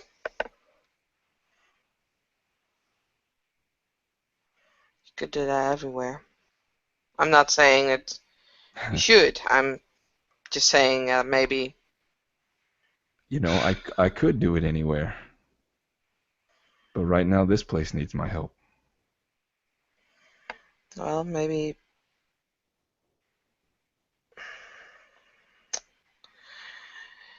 You say you guys are soldiers. The way I've always seen, like I've never been in any war, except that I'm finding myself all of a sudden in Conscripted. this. Yeah. But as far as I believe the movies and everything, and what I've seen and heard from veterans and everything, I'm kind of inclined to say that your army, especially when you're low on troops, has to invest in social relationships with each other, building friendships up, finding That's what makes your colleagues worthwhile and love them in their own way with their own quirks and things. It keeps your army solid, especially when your numbers are dwindling. Camaraderie is so much more important than simply fulfilling your purpose. That makes you emotionally like non-existent. You're not you're not prepared to go as deep to. You know what? You can P&E Garrett if you want. Oh, yeah, I know where that gets going. I don't think I need to. Or I Am could, I just to am I see if am I I know. doing it, Betty? Oh no, Sorry. you're hitting a nerve, definitely. Oh boy. I'm doing a baddie. Damn it, my dice pool won't start. Come on, dice pool. Yes, there it comes. Like you've rolled P&E 3 times before I actually have my dice pool up.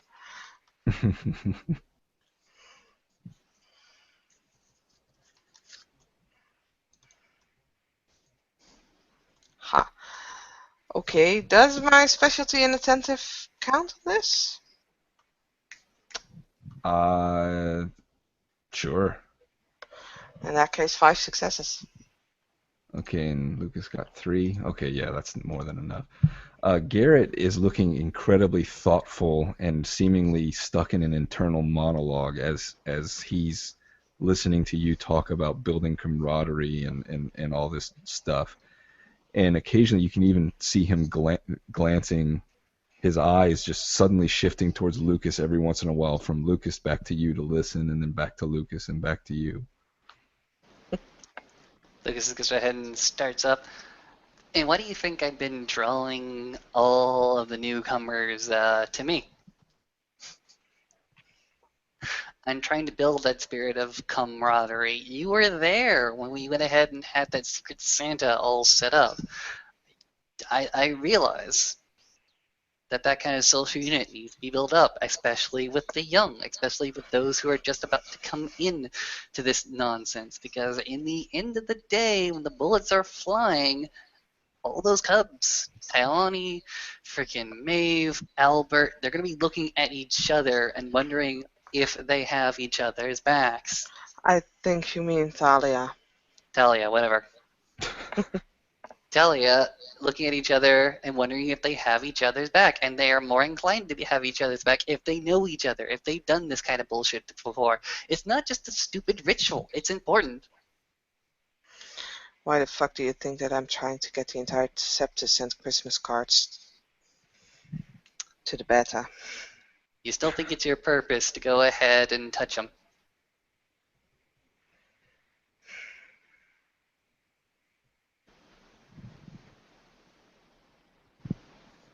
Um, yeah, what Lucas said, he's kind of at a loss for words right now.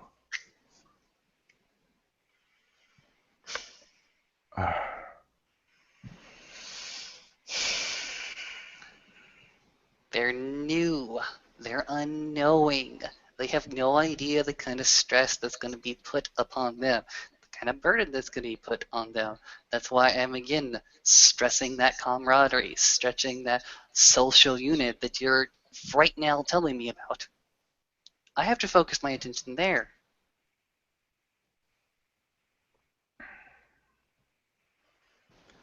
My attention is on a slightly upper level of management, I guess you could say.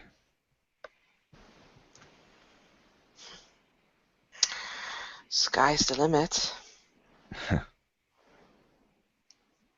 Sin, I'm not telling you to go ahead and limit your view or where you're currently looking at.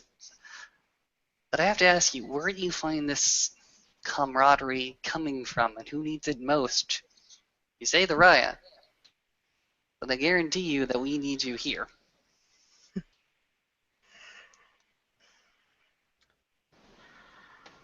You say that, but the Cubs have you. The more experienced Garou have Garrett.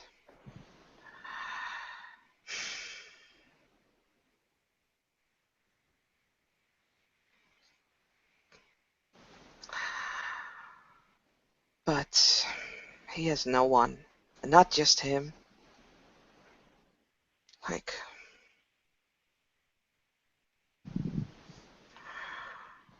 he forms, he can create a link between himself and the rest, really binding it together. Like, you're binding a sub-level, the Cubs, you're binding a sub-level, the Cleats, the Fostern. And he's standing there alone with a wall around him. Does he have a pack? Well, I know Wasp Stinger was in his pack. Yeah.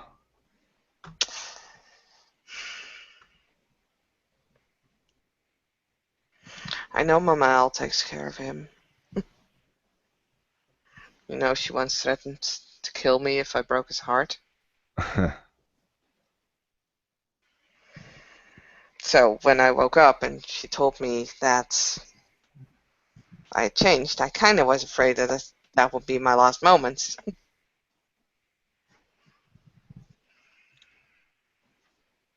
I think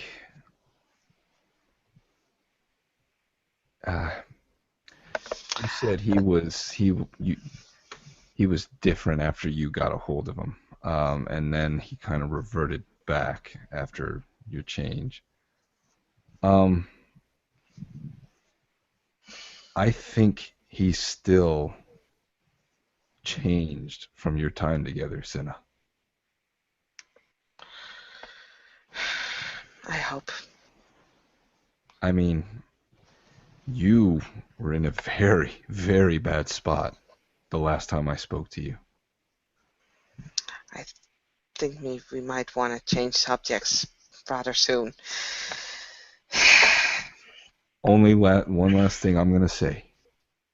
Of course, he's going to be in a bad spot as well. You are doing a lot better, and it's good to see you doing better. I'm sure he'll eventually do better as well. Time heals all wounds, they say. But don't think your actions were in vain. If you want to, you can PNE Senna, but I am Sure. gonna roll something to counter because I'm going to try to keep myself together, but it's really difficult.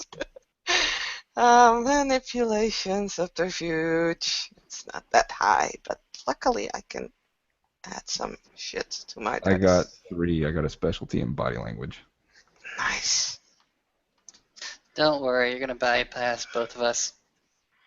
I don't know if supporter merit counts you. Yikes!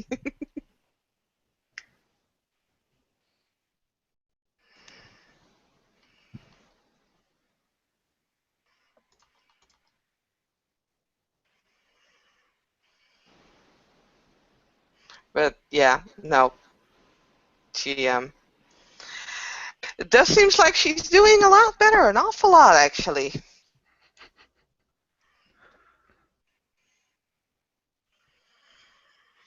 Yeah, I guess you're right. This is where questioning ourselves comes into play.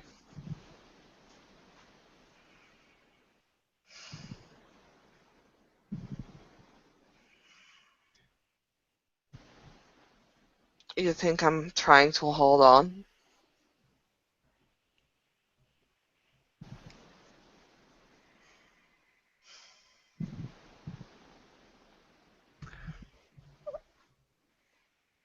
I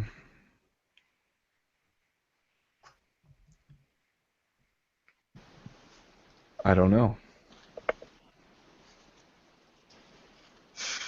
Well, maybe, but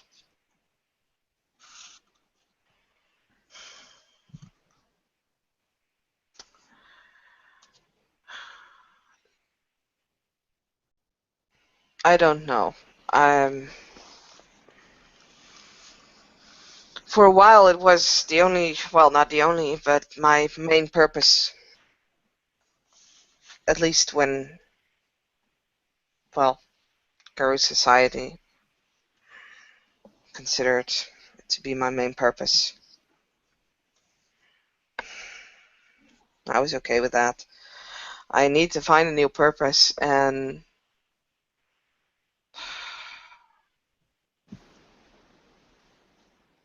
I don't need to focus on the Cubs. Lucas and Maeve have that covered. I They, find myself without a purpose. The only thing I can think of, well,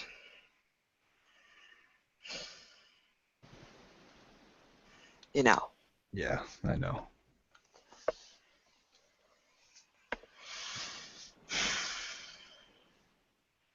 I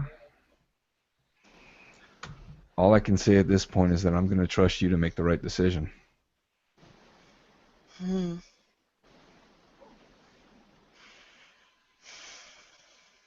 Just us conversing here, I think you are going to be one fantastic Ragabash.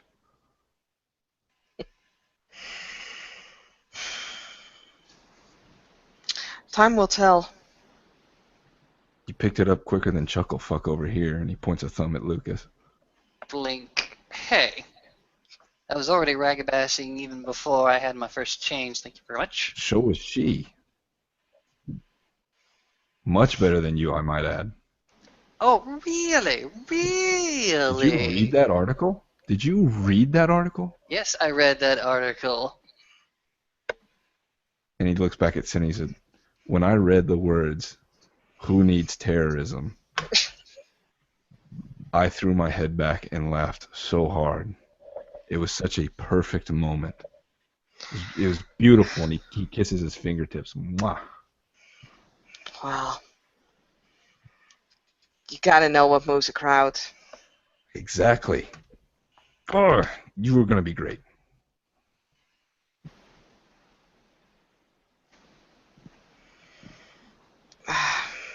We'll see. We'll see. Natural. A crowd of humans is different than a crowd of Garou. I know my Yeah, human. they get angrier. That's about it.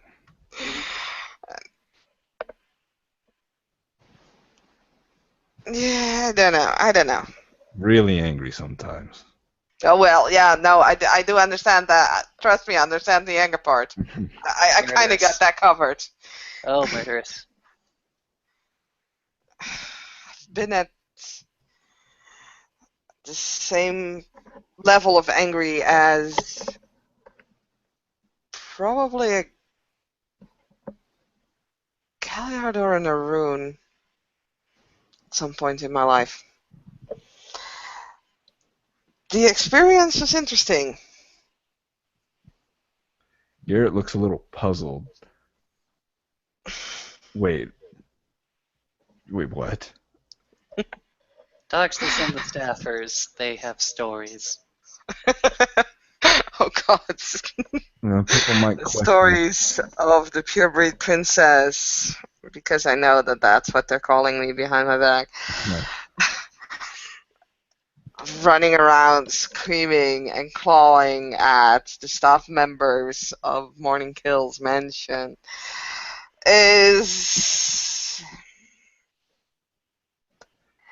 well, Uh,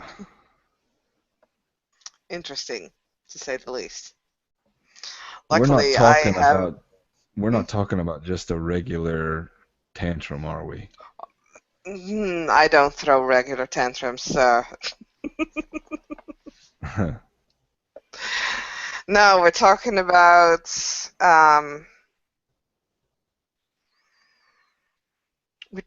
a red coin. Oh no. You're talking about dealing with something with spirits, aren't you? A Talon. Yeah. Holy crap.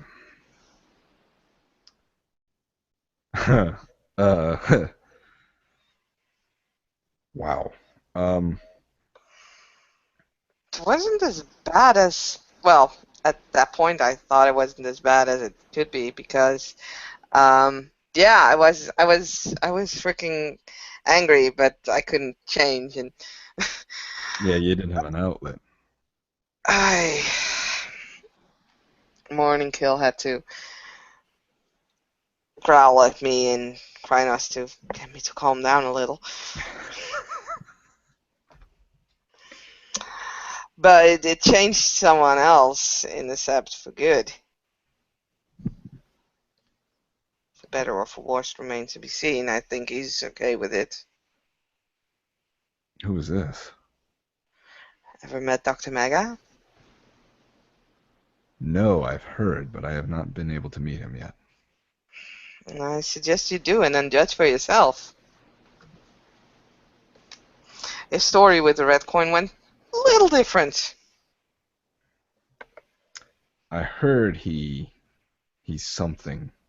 Yeah, he is something, alright.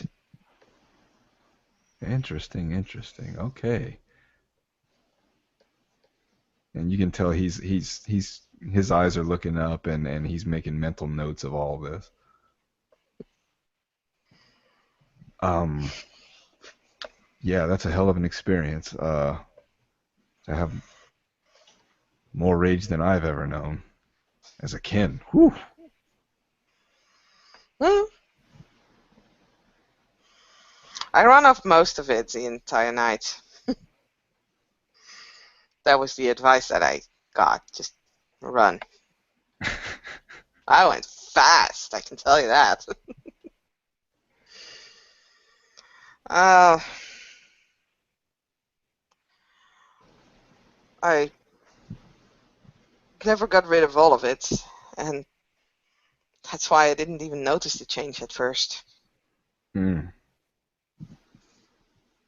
yeah, that's eases the transition a bit. I must say it probably does.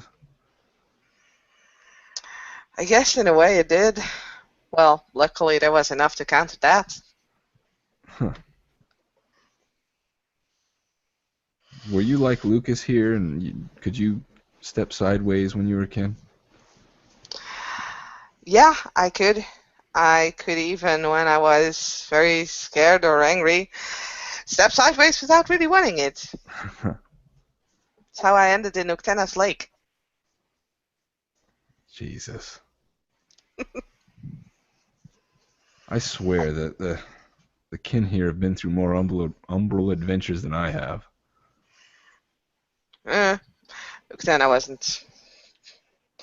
Uctena wasn't there to judge me, and I'm pretty sure he would have forgiven me. Any Emerald adventure I went as kin, not too much fussed about. Well, let's just stay within the set because that place was. At least everything outside is weavery. Too weavery. Too many Yeah, that's weird. instructions. Yeah. No, yeah, and if I'm not standing in the heart, I can barely get across.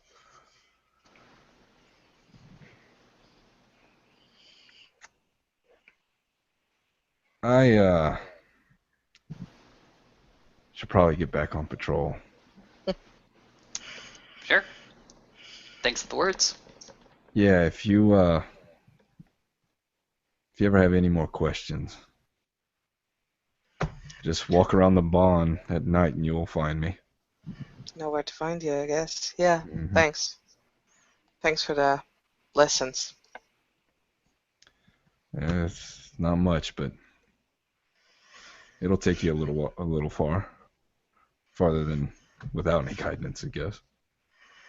Yeah, it helps. It helps knowing a little more. Lucas, Hmm. same's for you. You know where I live, unfortunately. One day I'll get back there. One day.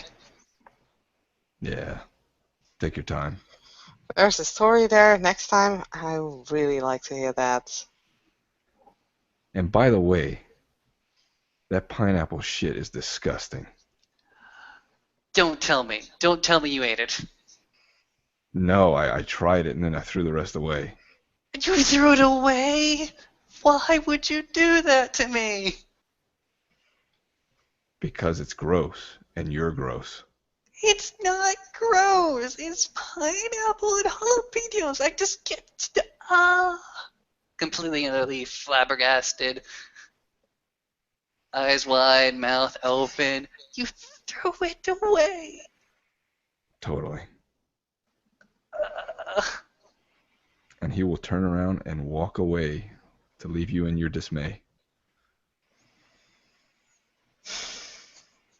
Lucas totally in dismay.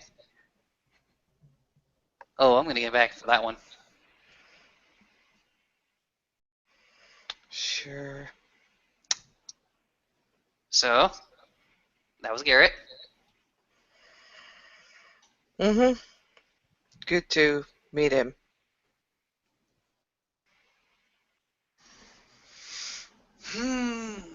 Okay. So you met the man.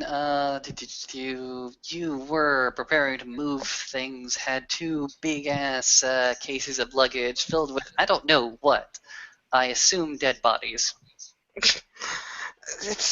That's 2 grocery bags with clothes.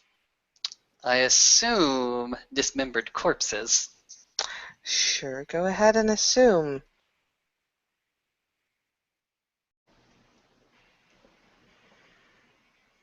What's Link. in those bags? My business. If I can just leave a small bag with some clothes and my harp over there, that would be awesome. I was gonna teach Maeve anyway, so would be convenience to have it there. I got my big harp still standing in the mansion. It's better there than anywhere else. Just gonna leave that. Feel free to leave whatever you want to at that cabin. I don't want to take up too much space if I'm not in there. It's easy enough to pull up a Foot Locker and store stuff there. I'll even give you a code for the lock. Not necessarily not necessary as long as it looks like I can crash there. Yeah, of course you can crash there. I mean, the entire floor is just one big mattress. Except for the kitchen, that's tiled. So as long as it looks that I can crash there, I have some clothes there that prove that I crashed there. That's fine. Oh, you're trying to build up a story for somebody. No. Just need a place where I can crash. Oh yeah, that's definitely some place you can crash, but why do you need to prove that you crashed there?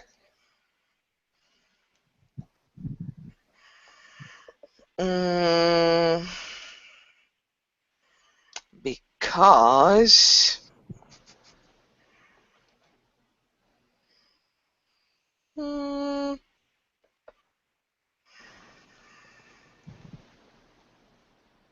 I don't know where to crash yet.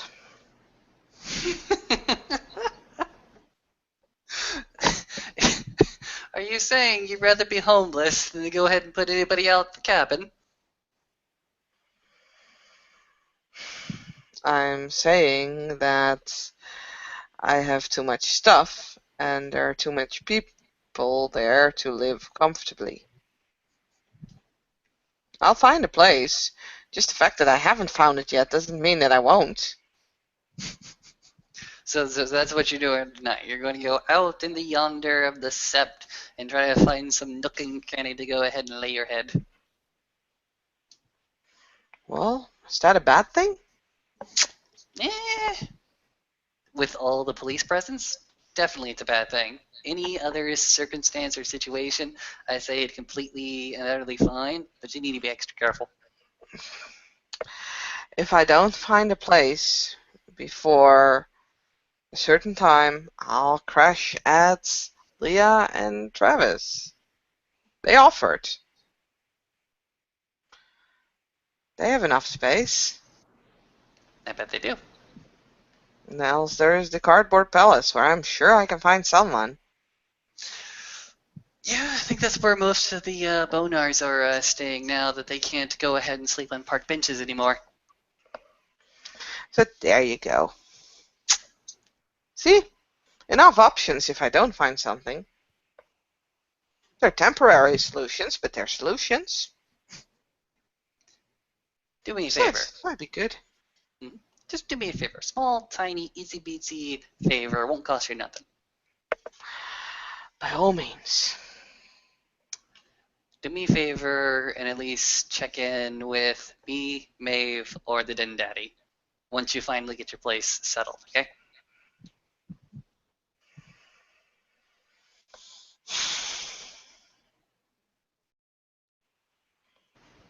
I promise.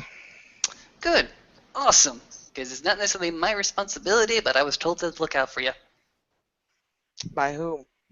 Den Daddy. Don't need no one looking out for me. Oh, believe me, I think that as well. I don't need nobody looking out for me. But you know what? It's this whole, like, you're not an adult thing. They don't really trust me. Don't worry. I'm trying to figure out a way out of it. They call it, it's a ritual that's performed only on secret meetings. It's called the rite of passage. Super secret squirrel. Goes ahead and extend the thingy. Please don't swear you won't tell anybody that I'm going to perform this really, really dangerous and secret rite. Lucas, What? cut it. Fine. Believe me, when I first got, when I first had my first change, the most jarring experience was for me was to be grounded to the sept. I don't like that. Never did, never will. Well, I know that feeling. I need to, well, at least I'm not grounded. Not no more, but you, me, everybody else still requires an escort outside the sept. True.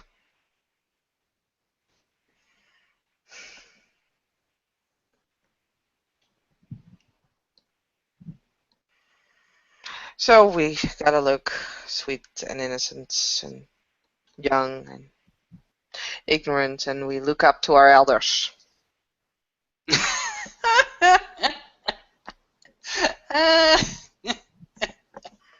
You think I can't look sweet and innocent? oh, oh, oh.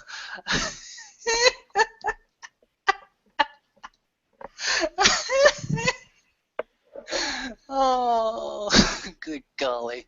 That's a lark. You'll see.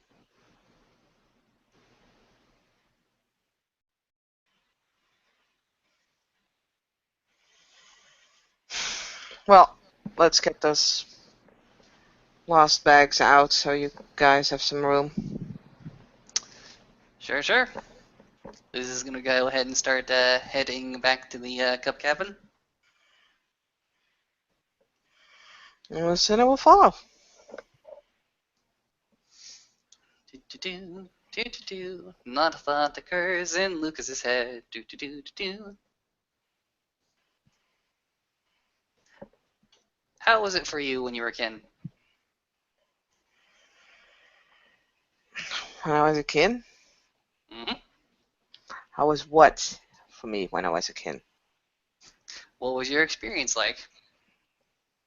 On what subject? Okay, let's start out with the basic. Freedom of movement. I went wherever the fuck I want. Excellent. Do do do do do. Lucas, Kaya. don't forget, I was only there for a couple of months. Not my whole life. I didn't get the running away experience, the uh, traveling like mad because something, I don't know exactly what, was on my heels, and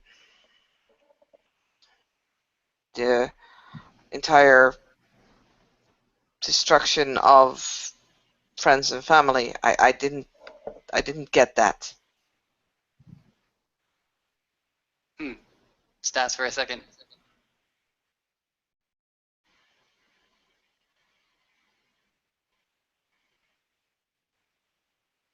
What?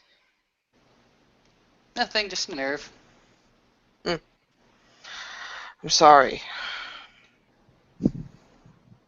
Yeah, how much do you know? About that. Alan didn't necessarily said that much about it.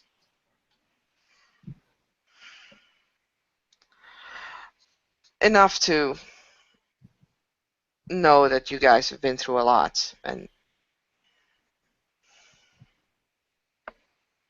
it was different for you than for me. A completely different experience.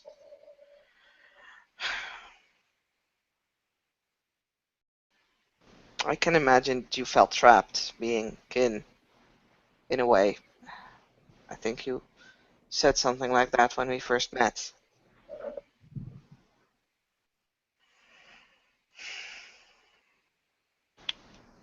To me, it opened doors.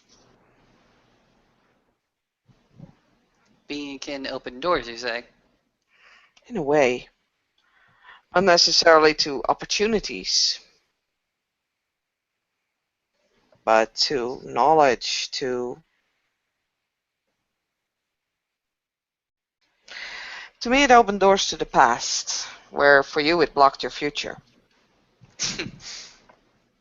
uh, no, a lot of different things went ahead and blocked my future. If the world was perfect, absolutely perfect, I'd probably still be in, well, Great Plains of Texas singing some hippie song. That didn't happen.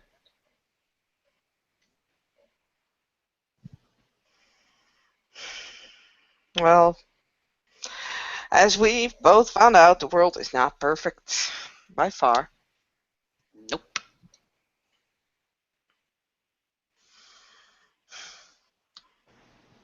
But just belonging to different tribes already makes such a difference.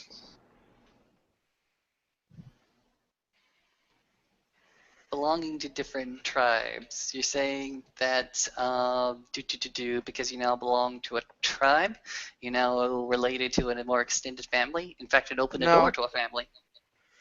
what I meant was that you belonging to a Garu that was a child of Gaia, and me, well, in the end, belonging to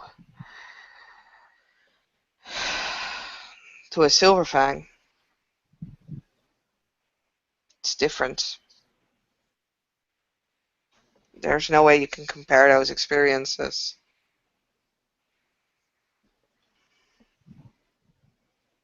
I was Child of Gaiakin, you were Silverfangkin, but I can't imagine either one of us had the stereotypical and traditional, well, rearing and fostering that those kin have.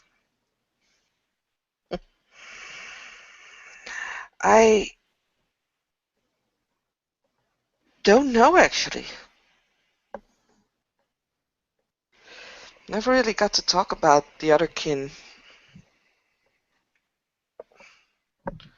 that were in the mansion. Like, we never really talked that much about pasts and everything. Not theirs, not mine. I believe you might have missed a grand opportunity there. Yeah, I believe so too. Not sure if I can rectify that. Eh, you can still ask, you can still try. I can still Some of try. the some of the braver ones will open up. Well, some of them know me from that time, and we actually had good contact. Every time he worked out, he had to stay up late or, had a meeting somewhere. And I often went and, you know,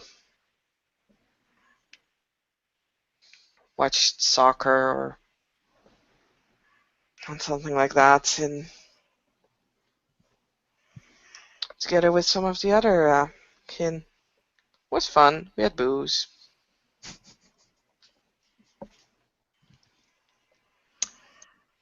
Me and mine, well, we had the commune. We had the traveling commune. So there was that. That family. Traveling.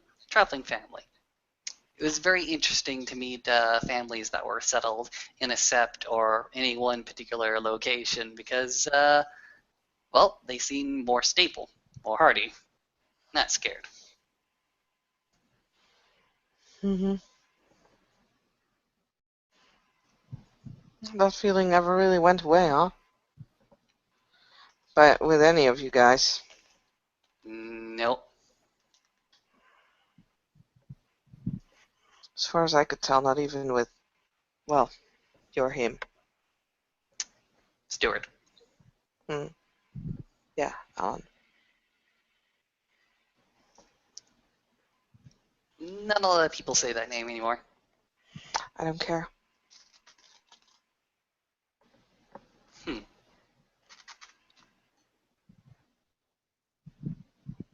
And why not?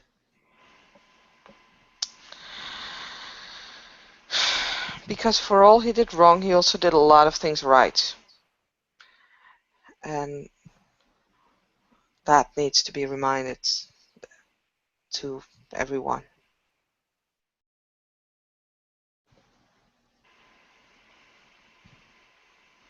Mm, People tend to create boogeyman. And I don't know exactly why he chose the direction that he did. But he did a lot of things right. When I was still kin, when I met him, those first few months, he was a good person. And a person worthy to be remembered. yes. People make their own boogeyman.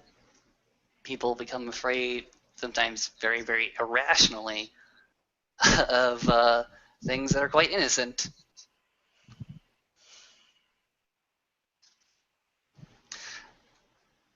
Whatever happened,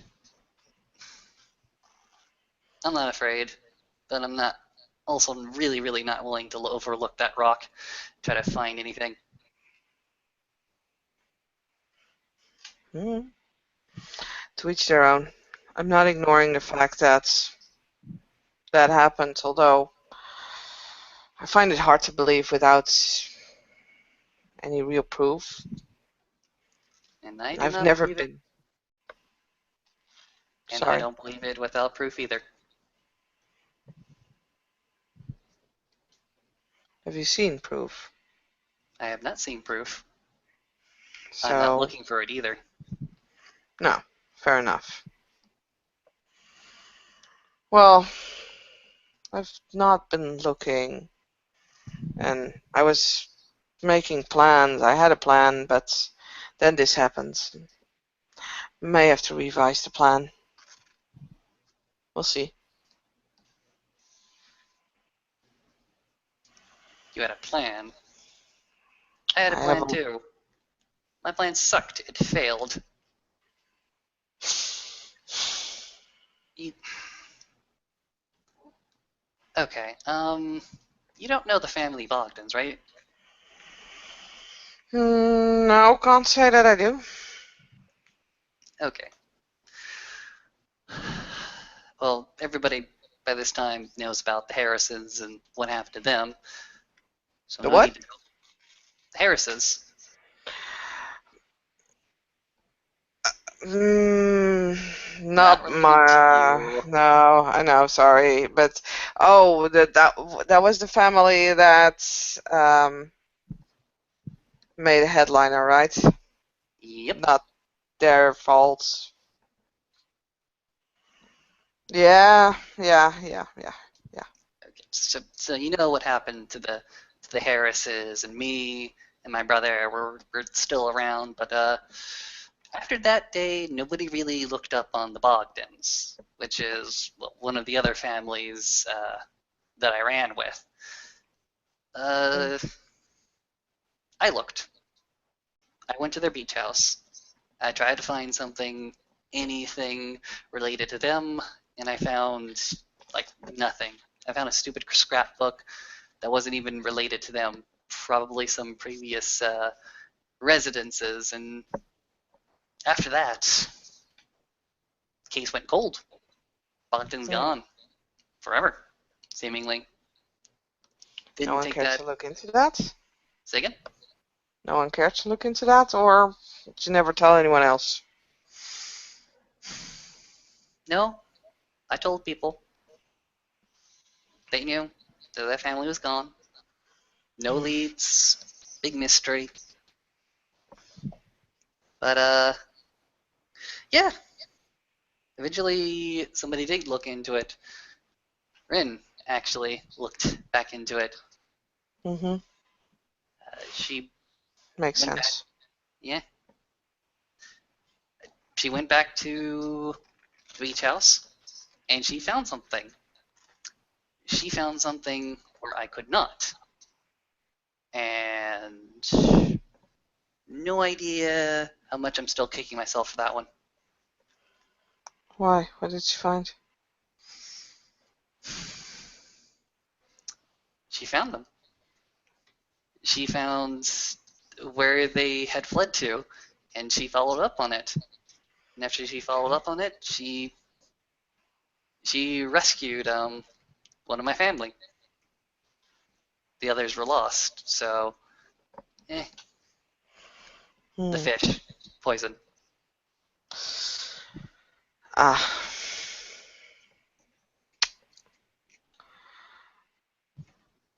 Oh God. Okay. Yeah, maybe I do need to look into that again. I may have another idea. I just, like I said, you can make all the plans you want. Hmm. I'm just still kicking myself for that one that I didn't see it. That maybe if things had gone a little bit quicker, uh, maybe we could still have the whole family. Do you want to be like if I decide to do something, you want to come along, or you want to be informed, or what? Just, I don't want to come along. Okay. I might want to be informed. Just tell me how it all shakes out. Sure. He's gonna go ahead, and Lucas is gonna go ahead and just simply hug you.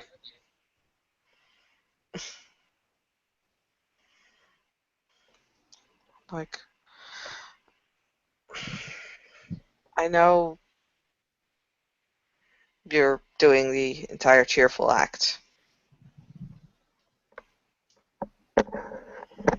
As far as it's an act, I don't know.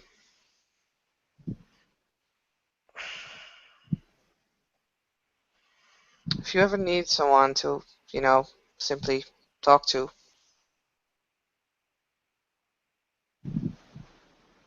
can do that as well. Lucas is gonna go ahead and disengage and put his hands back into his pockets.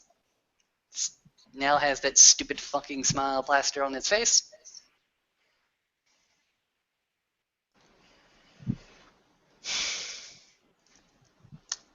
I'll take that Offer off stance. sometime. Offer stance when you need it. When you don't, that's cool. Uh, Right now, we've got like a billion trillion different things to think about, and quite honestly, I'm just utterly exhausted.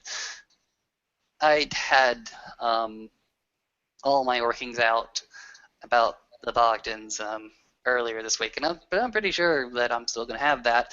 But right now, I gotta be that strong-willed son of a bitch bastard soldier. Gotta soldier on for now. Well, I'm doing the best I can to act like a proper soldier as well. Well, you know what? If we go ahead and put on the right disguises, they won't even realize we're not even soldiers. I bet. And Come on, Lucas is, yeah, I'll buy go you a ahead. beer Right. later on. Oh, of course, absolutely. And that's beer, not vodka. I said beer, didn't I? Yeah, just making sure that you didn't go ahead and change the goddamn order midway through, because that would be really awkward, wouldn't it? Well, I like to place people in awkward situations. Yeah, you do, don't you? Like the time you went ahead and committed arson. Committed arson? Oh yeah, of course you committed arson. Jesus Christ, that bar and grill and that cafe. Why'd you do it? I don't even know. Dude, what the fuck are you talking about? You're not even rising to the bait. You're messing with me, aren't you? Of course. Ass. Fine.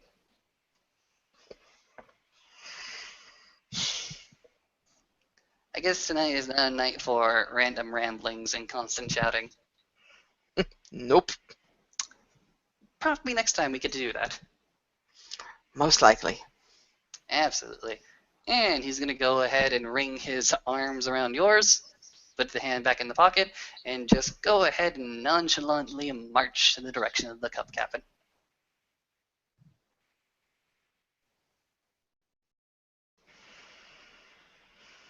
And I believe there we will have to end our scene.